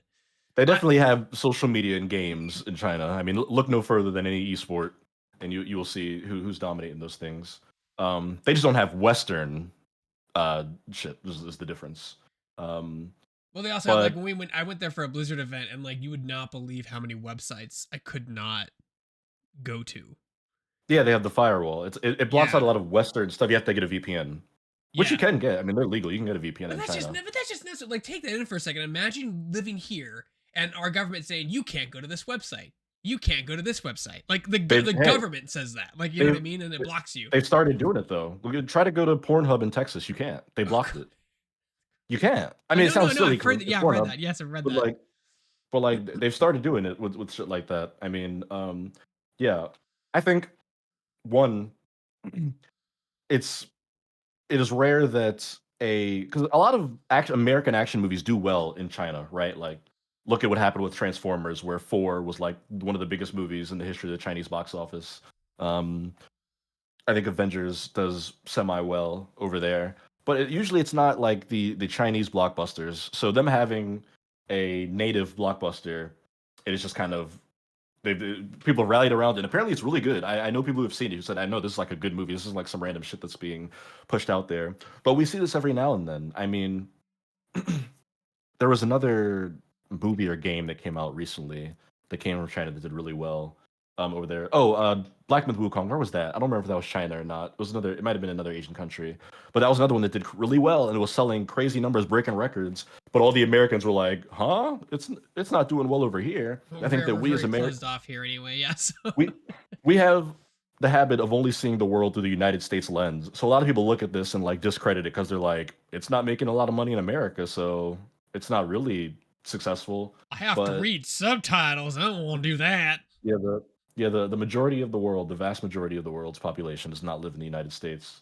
So I don't know. I think it's cool that a foreign movie's doing that well. I do want to check it out. Some other movies though that we wanted to highlight. I know Snow White has been very controversial for a million stupid goddamn reasons. But what live action movie isn't at this point? Like it's all of it's superficial. Like it's just. And then it comes out, makes $500 million and goes in the garbage repeat process. Like that's just, I mean, I feel like it's part of their marketing now. Like it's free marketing. Like, yeah, I don't know. I mean, I'm so tired of everything that comes out being a culture war, games and movies. Dude, I swear to God, these companies love when that happens because it's just free fucking publicity. Like it's not for Disney. The movie's out. Oh my God. Not for Snow White. It's not free publicity when people are saying hashtag boycott, whatever, or they're calling the movies racist or genocide or whatever the fuck's going on. I'm mad because there's a black person in a movie. Oh my God. Yeah, stop the presses. You're mad. Yeah. It's all just so dumb. It's all superficial. Yeah, it's ridiculous. Yeah. I actually have a really solid theory about why Snow White completely tanked, and it has nothing to do with the quality of it. You have a theory. You don't know if it's solid or not because I mean, I pulled some stuff up. Sure. Like for an example, right? So like these movies, and I'm talking. So from here on out, I'm talking about the live action remakes. So when you talk about movies like Little Mermaid, Beauty and the Beast, Aladdin, Lion King, these are movies that made north of $500 million, in some cases over $1 billion in box office revenue. So what do like Little Mermaid, Beauty and the Beast, Aladdin, The Lion King, what do they all have in common that Snow White doesn't? Well, I mean, they're all 90s movies that won multiple Academy Awards that revolutionized the film industry, but they're also like prime age for nostalgia. 7, 8, 9, 10, 6, 11. You know what I mean? Like, these are the kids that saw these movies. Dominic, you're probably 4, even 4. Going to see a movie when you're 4 can have an effect on you. It did. Me and my mom waited on the floor outside of the theater, or in the theater lobby, to see Finding Nemo when I was there you go. 5 years old. It's a memory. One of my first movie memories is Batman '89. Like, that's what it is. Snow White doesn't have that. Now, don't misconstrue what I'm saying or misunderstand what I'm saying, that like saying it's not an important film. The original one revolutionized animation techniques. It was one of the first like full feature-length animated films to get a theoretical release. Like, it was a big deal in the history books. It's a huge deal. But the issue is there's not a single person alive anymore that saw that in theaters. There is no transmedia gap. There's no transgenerational gap between parents seeing it and then taking their kids to see it. There's nothing there. There's no nostalgia. There's no rose-tinted glasses. There's nothing. Like, the movie, people watch it on VHS, terrific, right? You know, Hi-Ho, people know the Hi-Ho song, right? They know the Hi-Ho song. It's infamous at Disney. But the same nostalgia lens is just not there. Nostalgia lens is what's selling these movies. Little Mermaid, $500 million, nostalgia. Beauty and the Beast, over $1 billion, nostalgia. Aladdin, over $1 billion, nostalgia. Nostalgia. And The Lion King, hella nostalgia. Peak Disney. You know what I mean? Like, that movie shattered records, won awards, did amazing things. Great songs. Now, there are a few, like, weird exceptions. Like, Mulan, 2020. Okay, bad year for movies. I can't really use that as an example. Like, theaters were shut down. It was a nightmare. No one could figure out what the hell to do. The Jungle Book is the other exception.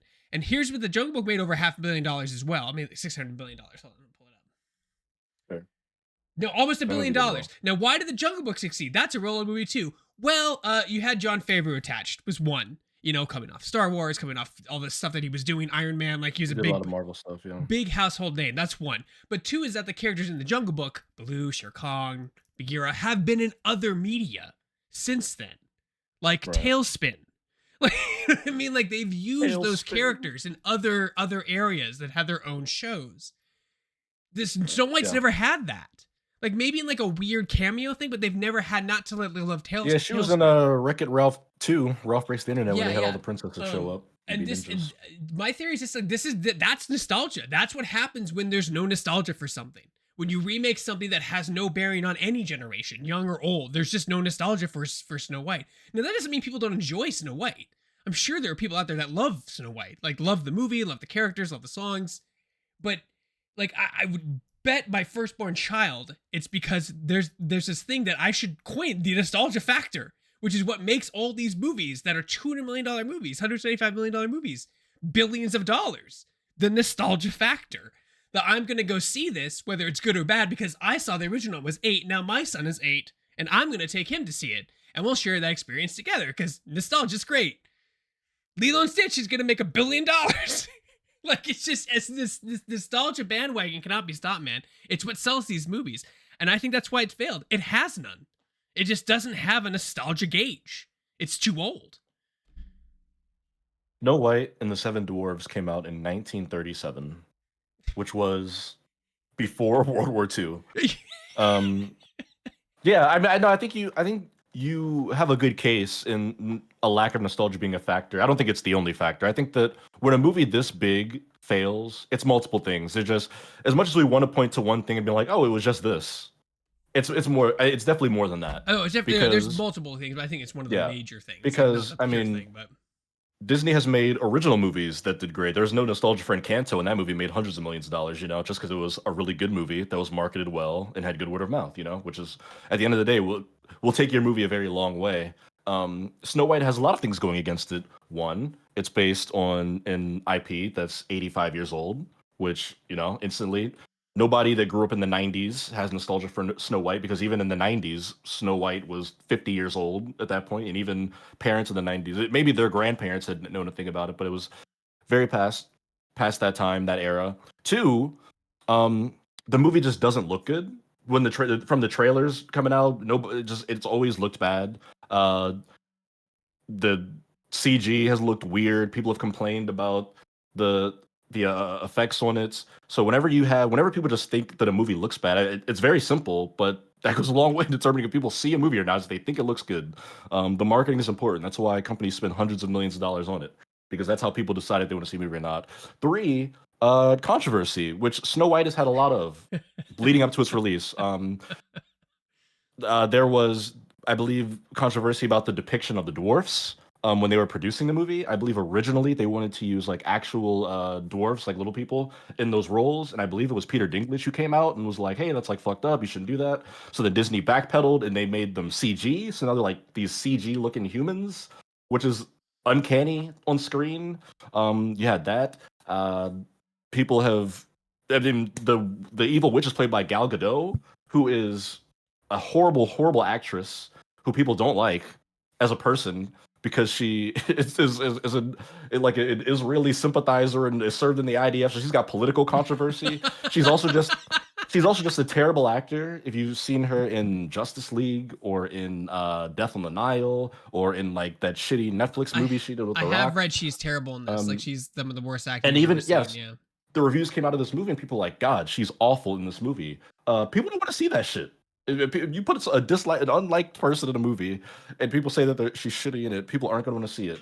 And it's just been nonstop controversy. There was a report that came out this week that like a Disney producer flew to New York when they were promoting the movie last year to talk to Rachel Zegler and get her to delete her tweet that said "Free Palestine" because they're like, "Oh, it's political, and you're going to divide our audience." And there's so much stupid bullshit around. So it's been a perfect storm of garbage and bullshit that has made people just not interested in seeing this movie. And I think you're right that it being a 1937 adaptation of a movie is a big part of why people don't give a shit.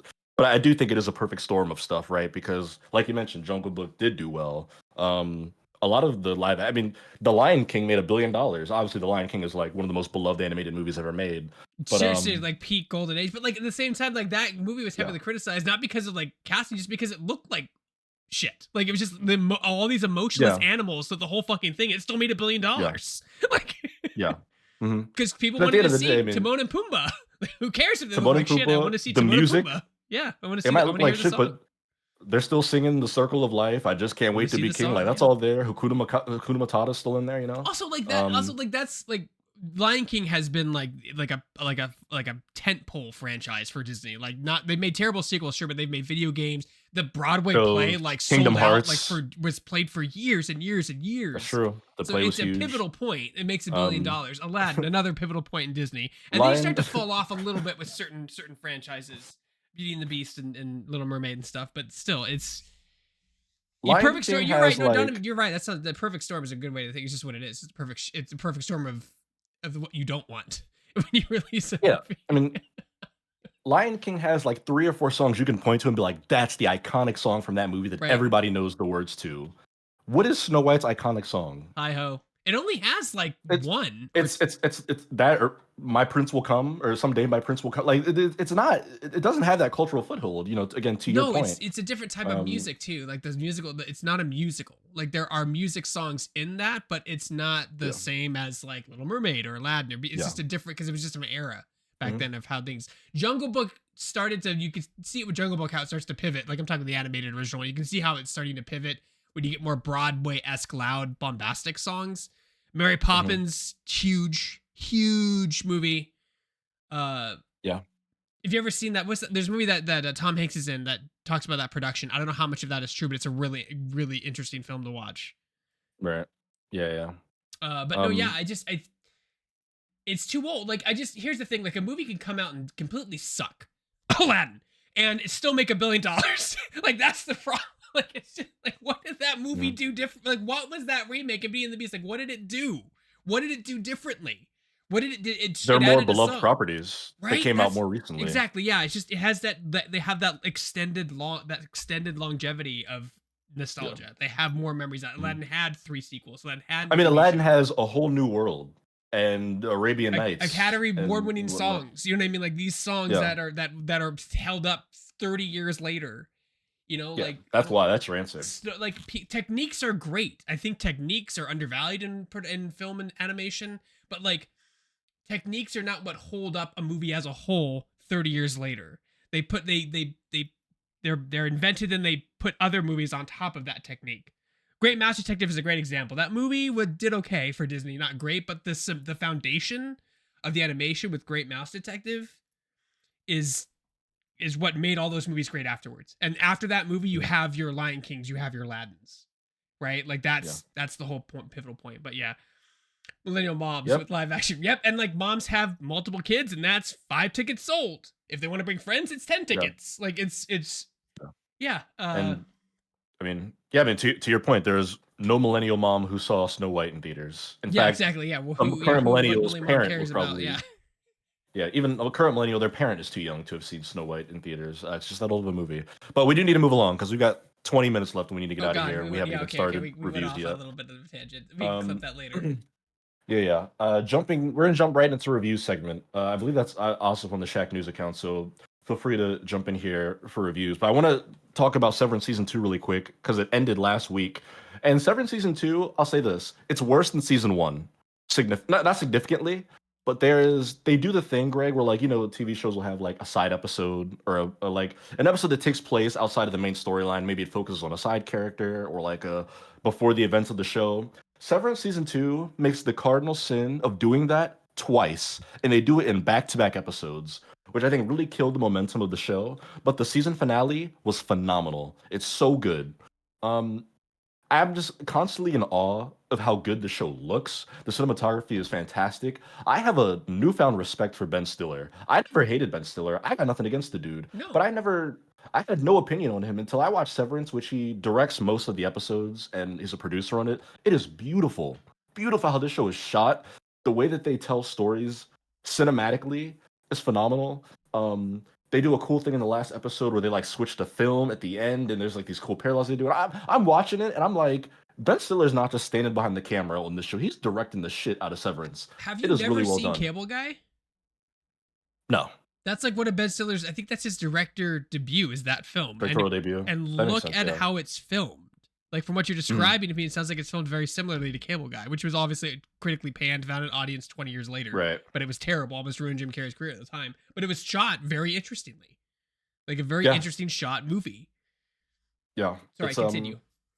No, but I think overall the season's good. It stalls in the middle, which kind of sucks. But they do a great job at building on the lore here. Again, I think that if you know the story of the show, obviously, the characters' brains are severed, so they have like their work mind and their out of work mind, and they're separate. But then drama gets it all mingled, and the company might be evil that they work for. But because of the nature of the show, the main cast is essentially forced to play 2 characters, and it really is an impressive acting showcase. I mean, Adam Scott, who's like the main guy, he has a scene in the finale where he's essentially arguing with himself for 10 minutes, and it's so good. I'm like, that has to be so hard as an actor to even wrap your brain around. But he does such a phenomenal job with it. And there's scenes that the man then kind of switch on a dime, and it's also good. It's definitely getting to the point now, 2 seasons in, where there are like questions that need answers, and they're doing everything possible to like draw out the answer as long as they can, which is a little frustrating. But I think that the way that they play into these character dynamics and the relationships is so good. The finale was so controversial, Greg, which I mean, we love, because it's like it becomes an ethical, moral dilemma at the end of the 2nd season. And the way it ends, it's like you feel frustrated, but it's one of those where you like understand, you get both sides at the end of the season. And it's like, man, what just happened was fucked up, but like, I don't know if it was wrong. Like, I can't say I wouldn't have done the same thing if this was me in that situation, which obviously we love when you can kind of just stop and ponder after finishing a show. And I think the end of Severance season 2 is brilliant. They've already confirmed they're doing a season 3. Tim Cook tweeted about it. They tweeted about the laptop or the Apple computer that they edited it on, which they made. They put the company like branding on, which is it's a bit of a self-report, because Severance is about like this evil company that takes advantage of its workers, and it's produced by Apple, and Apple like made the company logo real. It's like, the irony it's is like not lost. it's a bit of a cell phone. But still, it's a phenomenal TV show. You have okay, Apple TV. Who the fuck has Apple TV Plus? You have it? You have Apple TV Plus?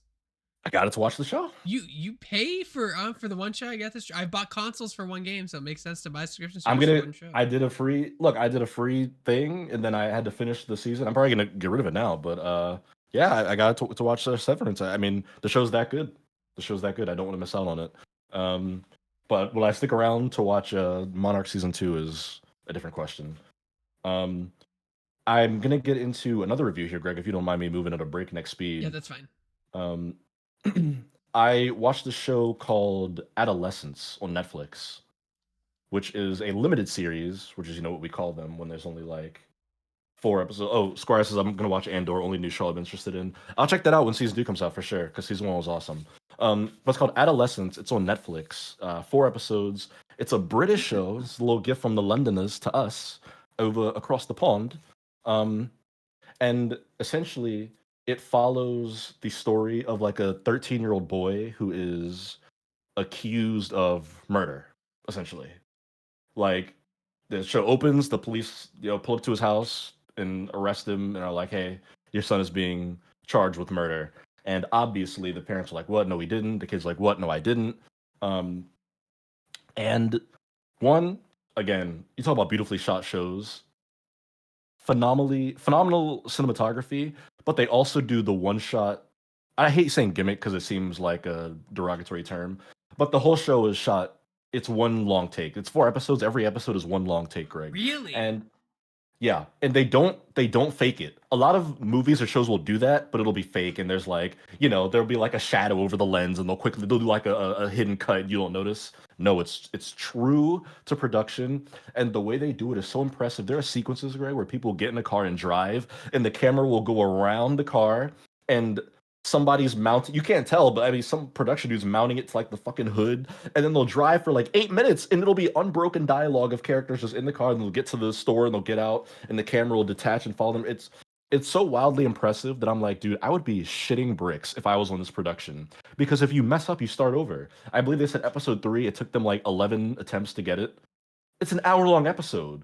Can you imagine being 45 minutes into a one take and a guy like sneezes or like bumps into the cameraman and you've got to like reset the whole thing? It's an insane thing They to do it even in think stage about. plays all the time that are hours long. I mean, like they can Okay, say, yeah. but But I know what you're stage saying though. Like plays, there's more to that just being on one stage, right? They you, got to scale the cameraman. And stuff yeah. like that. Easiest editing job in the world. I mean, Done and out. Done. Get effects in here. yeah. They're done. I mean, it's crazy, but I mean, to get to just the show itself and the story, I mean, it's heavy. I'll say that it's a heavy story. Obviously, just off based on what I told you. So I mean, watch or beware, I guess.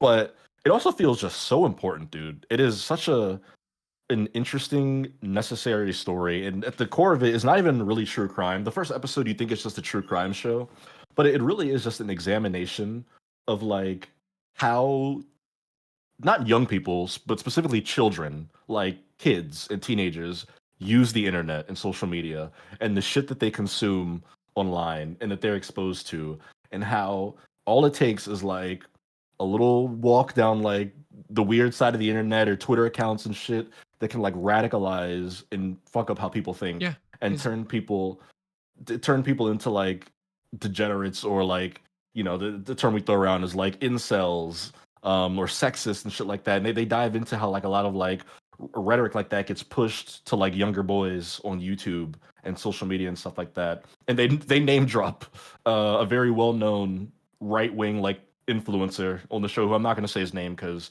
I don't want to give him more love. I was surprised that the show used his name, but it's like they dive into all that and how like shit can seem so cool on the surface. You might look at like your cousin or your nephew or your son or your brother or whatnot and think like, oh, like he's fine, but like you just don't know the shit that like his friends say to him or that like they talk about at school, or the way he views women now has been completely warped by like these talking heads on the internet, and it's sad you watch the show because I have a 19-year-old brother, and a lot of the shit they talk about, I'm like, yeah, this sounds like me talking to my brother right now, like the shit that he says. Not saying my brother's an insane. My brother's not like a degen. I just mean like young lingo. Because there's a scene where like the typing all the thing. yeah, because there's a scene where like the detective dad, who's a great detective, like he completely misses a part of the case because he just doesn't know young people speak. So his son is like, no, dad, that's what this means. They're using a mode. This is what that means. That's slang. This means like this. They're not talking about that. Like it's such a fascinating like deconstruction of not just how young people interact with the internet, but how adults who are in their 50s, 60s have no clue what people are telling their children on the internet or even in person, like at school and stuff in those social circles. or like how it just poisons their fucking brains and drives them to do unhinged psychotic shit. That's Yeah, like, yeah, I thought it was really good. Nicole tell you that's because kids, like when you're a baby and until you get a little old, until you become a young adult, like your brain absorbs information better because it has to, because that's how you survive. I don't want to do that because I'll die. Like you remember things more until it's ingrained in your mind not to shove a fork in a socket, right? Don't do that, you'll die or whatever. The way they absorb information, like, and today's parents don't know how to parent or don't want to parent. So like you should, like, we have this problem all the time. There are certain, like, my nephew is 4 and he always has the iPad, and I'm like, Pam, I tell my mother-in-law, you have the filter on, right? Oh no, I just give him the iPad. I'm like, don't do that. Like, do not do that. Like, don't give him unfiltered access to shorts on the internet. Please put a filter on. Do anything. And like, they just don't. And the thing is, just like, it's not like I'm saying it's all their fault, but like they're working 2 jobs, they have no time or whatever. Like, you have to do this. This is parenting in 2025. You have to control what your kid sees on the internet. Do not let them have unfiltered access to the internet before they're 18. Just like you wouldn't let them go see a movie or a porno. Don't let them on the internet unfiltered. Like, dangerous. But that's the issue though, is that they don't know. I mean, you mentioned like your nephews and like your sister-in-law, mother-in-law, whatever, but like I bet you she doesn't do it because she just doesn't know what's on the internet. Yeah, if you showed her, she doesn't understand. Yeah. Yeah, if you showed her like a fucking Grums tweeter video, then she'd be like, "Oh my god, what? This is what people are watching." But it's because they don't know, and they talk about it in the show where the parents, they have a scene where they're just like breaking down. They're like, there was no way we could have known. We don't know that this is the shit that people do on the internet because these people didn't grow up with it. It didn't exist. So I just think it's such an interesting examination of that. But Very interesting world heavy. in 10 years from now, I'll tell you that. It's heavy stuff. But we have Asif joining us with the metal chair. He comes in. With the it's gonna be a strong tonal shift going from this heavy show. It's an aluminum chair. Actually, not. I'll tell you, Bill Burr's comedy special was not the happy-go-lucky comedy special. So okay, was not happy-go-lucky. But Greg, just real quick, like a little practice what you preach here. Sorry. Did you have unfettered access to the internet? No. Oh, I did. It was awesome. No, we didn't have unfiltered. But also, the internet was a different place 30 years ago. It was different. I'm splitting your. I broke everything. Oh yeah, showing up here. I'm sorry. I'm just trying to. You guys have this lovely overlay. You know, you're like the Siskel and Ebert of this show, and then I just show up like Leroy Jenkins in the middle. I got it. It is a good point though that you make, though, Asif, because a lot of millennials did have unfettered access to the internet. Yeah, our parents had no idea what we were doing. Yeah, at all. But I didn't have YouTube until college. IRC was like the Wild West of the internet back then. But yeah, real quick, because I know. Before we get there, I said I would say it earlier that the show had one of the best child performances. Owen Cooper is like the main kid in adolescence. I think it's the best child performance I've seen in a show ever, maybe in the 21st century. They say it was his acting debut. You watch this kid in that show, it's disturbing how good he is. He is going to grow into a phenomenal actor, but he is so good in that show. But yes, highly recommend Adolescence. But please, we're already checking out the B-roll of Boston's own Bill Burr. So also tell us about Boston's own. Like Bill Burr, I would say like right now, I'd say he's in the top 3 of comedians on Earth. He's really funny. He's been going viral lately, not for this, but for he does mention the billionaire thing here in this special. But like, I'm just gonna tell everyone this right now.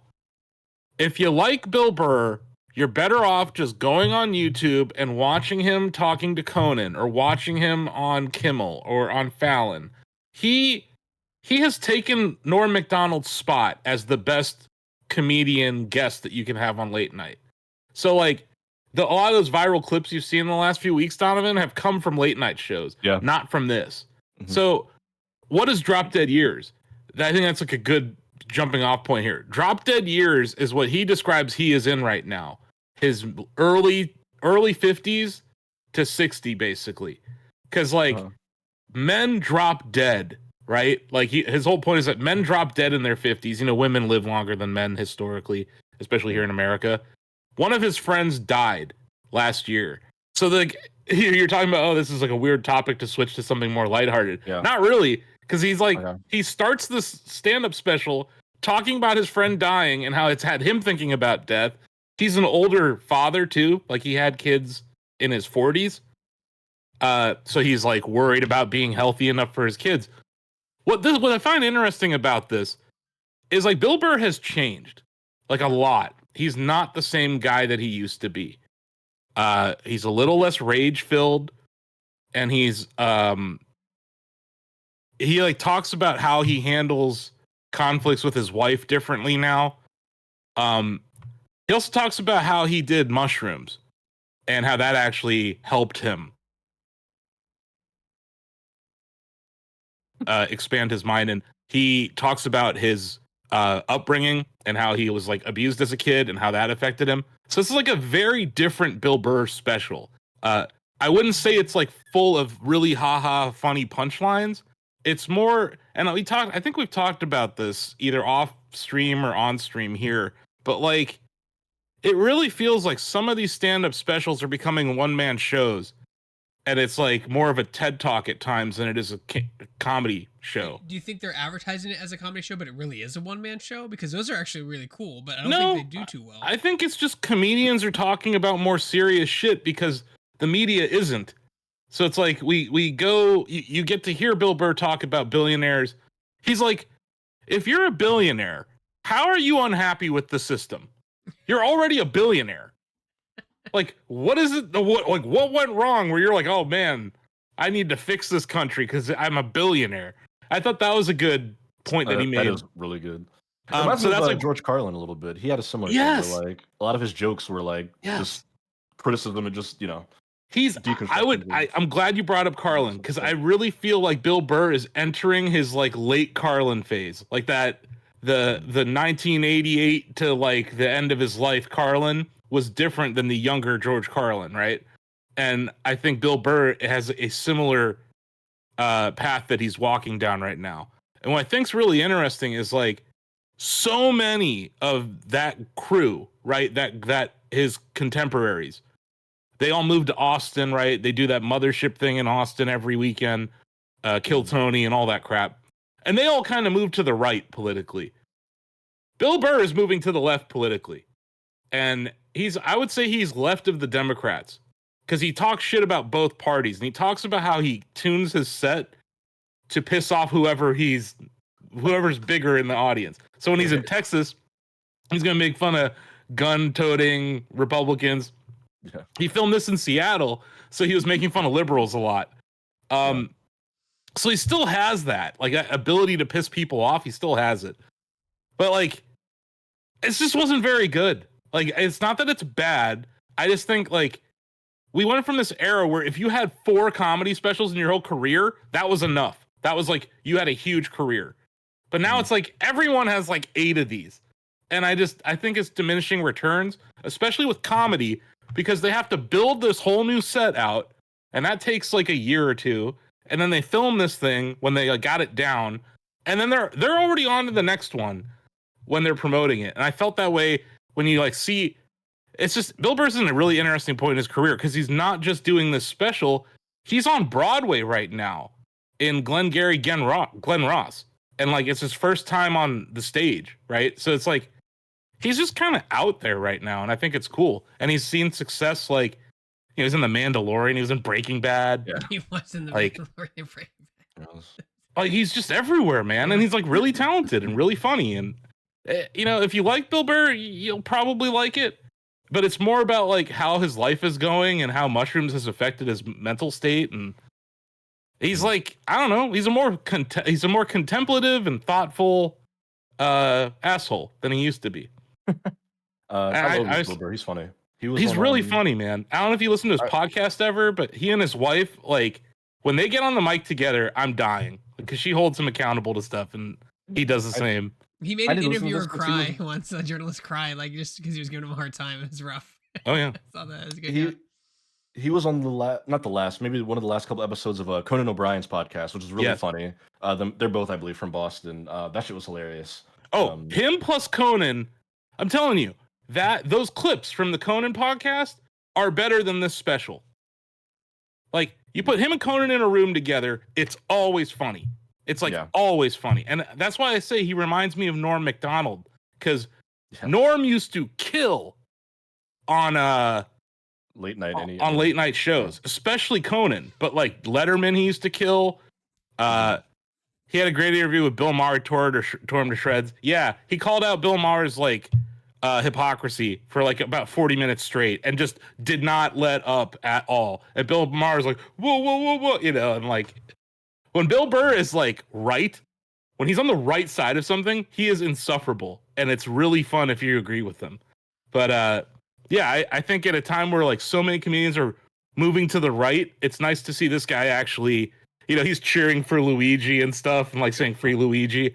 So obviously he's trolling a bit. Oh, yeah. But I think it's decent. It's on Hulu. If you have Hulu or Disney Plus, I think you can watch this. And then yeah, just real quick, I just want to I don't think you guys mentioned it. I think Greg was on assignment afterwards or something. But Lady Gaga killed it on Saturday Night Live. Her new album's very good, and she was just on Howard Stern this week and performed like a piano ballad version of Abracadabra that was better than most people will ever do. So I just want to give Lady Gaga all of her flowers for that album. I think she was the first host after they did SNL 50, which was like their big anniversary. Yeah. She was like the first, like when they resumed. But she hosted and was the musical guest and like did 2 musical performances that were out of this world. She just announced her world tour. So yeah, Lady Gaga is blowing up. And also, music by Playboi Carti is just everywhere right now. I don't know if you saw the tweet. There's a picture of a Grand National at a gas station. Then someone said that they're filming the video for Good Credit, Donovan. Oh, that makes sense. Okay, yeah. That makes all the sense in the world. Yeah, that makes sense. But yeah, Good Credit's good. I find Mojo Jojo to be pretty weird. It is weird. There's some good songs in that album. I in general hate when an album is that damn long, just creatively. It feels a little meandery. I like a more concise vision. 30 songs is a bit much to get through, just to see if I like it. But I thought it was decent. It had a lot of good songs on it. Yeah, it's so many features too, right? Like he's one of those artists where like he'll make an album once every 4 to 5 years, and when he does, it's a grand thing. So yeah, you get all the people to jump out. I also mean, Kendrick on 3 songs though. That's pretty wild. It's one of my favorite trends, I guess you could say, in rap is when they don't announce the features on a song and it's not on the track list. So as you listen to the album, people just show up. Yeah. I love when artists do that. Travis Scott has always done that with his albums. I remember when Astroworld came out and you're listening just like, oh, that's Frank Ocean, who who releases a song once every 6 years. But he's like gone. GNX is a good example of that. When GNX dropped, there were no features listed, and then you hear Luther and you're like, that's SZA. And then you hear Hey Now. I think is it Hey Now? It is. I don't know the name of that dude on that feature, but that Dodie 6. I think it was Dodie 6. Maybe. And then there's that guy on Peekaboo. I think SZA's also on Gloria. She is. I think Kendrick should put himself as a feature on Reincarnated. It's like Kendrick Lamar featuring Kendrick Lamar featuring Kendrick Lamar featuring Kendrick Lamar. Right. That song's on MLB The Show. When I was playing it. Why? Yeah. And you can set it as your like because when you make a character, you can set your walk-up music, like the song that plays when you go up to bat. And you can pick any song from the soundtrack. So you could just have Reincarnated. Look, I love that song. It's my favorite song on GNX. I don't know. I might not be a game developer, but Dodger Blue, a song about a baseball team that won the World Series last year, is on the album. Like, what are you doing, Sony? You have a perfectly good. Yeah. Look, it's not even. You can't say it's the pacing of the song because Reincarnated is also like a bit understated in points. I don't know. I thought it was weird too. It seemed like a layup. Yeah. Anyway, good things happening in the music space, I would say, and the once again, Lady Gaga announced her Mayhem tour, not coming to Cleveland. No one's coming to Cleveland. But Cleveland it's like rocks. Dead. No, Mega Ran not coming to Cleveland. He just announced his tour dates. Nobody's coming to Cleveland. Hey, I can sympathize with you there, empathize with you there. People rarely come to Baltimore. They usually do DC, which is it's like an hour drive if I really wanted to go. People rarely come to like actually Baltimore on tours. It's one of those fringe cities that people just skip over. But it's like Chicago and Detroit. Yeah, always. Yeah, they're like, that's close enough, Midwest people. You'll drive to it. It's 3.5 hours from Cleveland. That's fine. And they don't even go to Pittsburgh. They don't do Buffalo. So like this part of the Great Lakes, like we don't get any love anymore. Yeah. It's kind of sad. There Although must be some Taylor analysts. came here. I think Taylor But Swift sold out Brown Stadium like 2 days in a row or something stupid. Well, that makes sense. I mean, she could perform in the middle of like Wichita and Kansas. Yeah. She'll sell out wherever. But yeah, Yeah. there must be some analysts that the people have as agents that are like, you don't need to perform here, just go here, and you'll get this circumference or this radius of. Or people. it's just people don't want to come to Ohio. But you have the Rock and Roll Hall of Fame. And Yeah, NFL you want Hall to of come Fame. here when you're old and when you're inducted after your career, but you're not going to be like. I guess it's also like Cleveland Brown Stadium is not good acoustically, so there's not this like huge stadium that would be good here. And then you have the Q or whatever they call it now, Rocket Fieldhouse, Yeah. where the Cavs play, but that's not like a huge arena, No, it's not sitting Taylor Swift Like, level audiences. No, and Kendrick's touring a stadium coming up with SZA too, right? Yeah. Also, you guys did not mention Doechii Anxiety since that dropped, and that kind of like took over the world since the last time I was here. So just flowers to Doechii, flowers to Lady Gaga, and yes, Bill Burr. It's okay. I give it like a 6. So look, I think that's a a fair score. Like you Is said, that big there's a tagline? shit It's a ton of show. Yeah. there are a shit ton of these stand-up specials out there, but yeah, Bill Burr is still, I think, one of the best doing it. But I think we're gonna go ahead. That's where we should wrap up. It's right at the top of the hour, 6 p.m. We've got a podcast to record. We're gonna talk about some very fun things I'm excited to discuss, which people can find on the Shacknews YouTube channel soon. Joe does a great job at turning those around. Yep. And of course, Friday mornings usually. yeah, check us out in all the other places. Vinaya Zero in Chess is he had a great interview with Bill Maher. Yeah.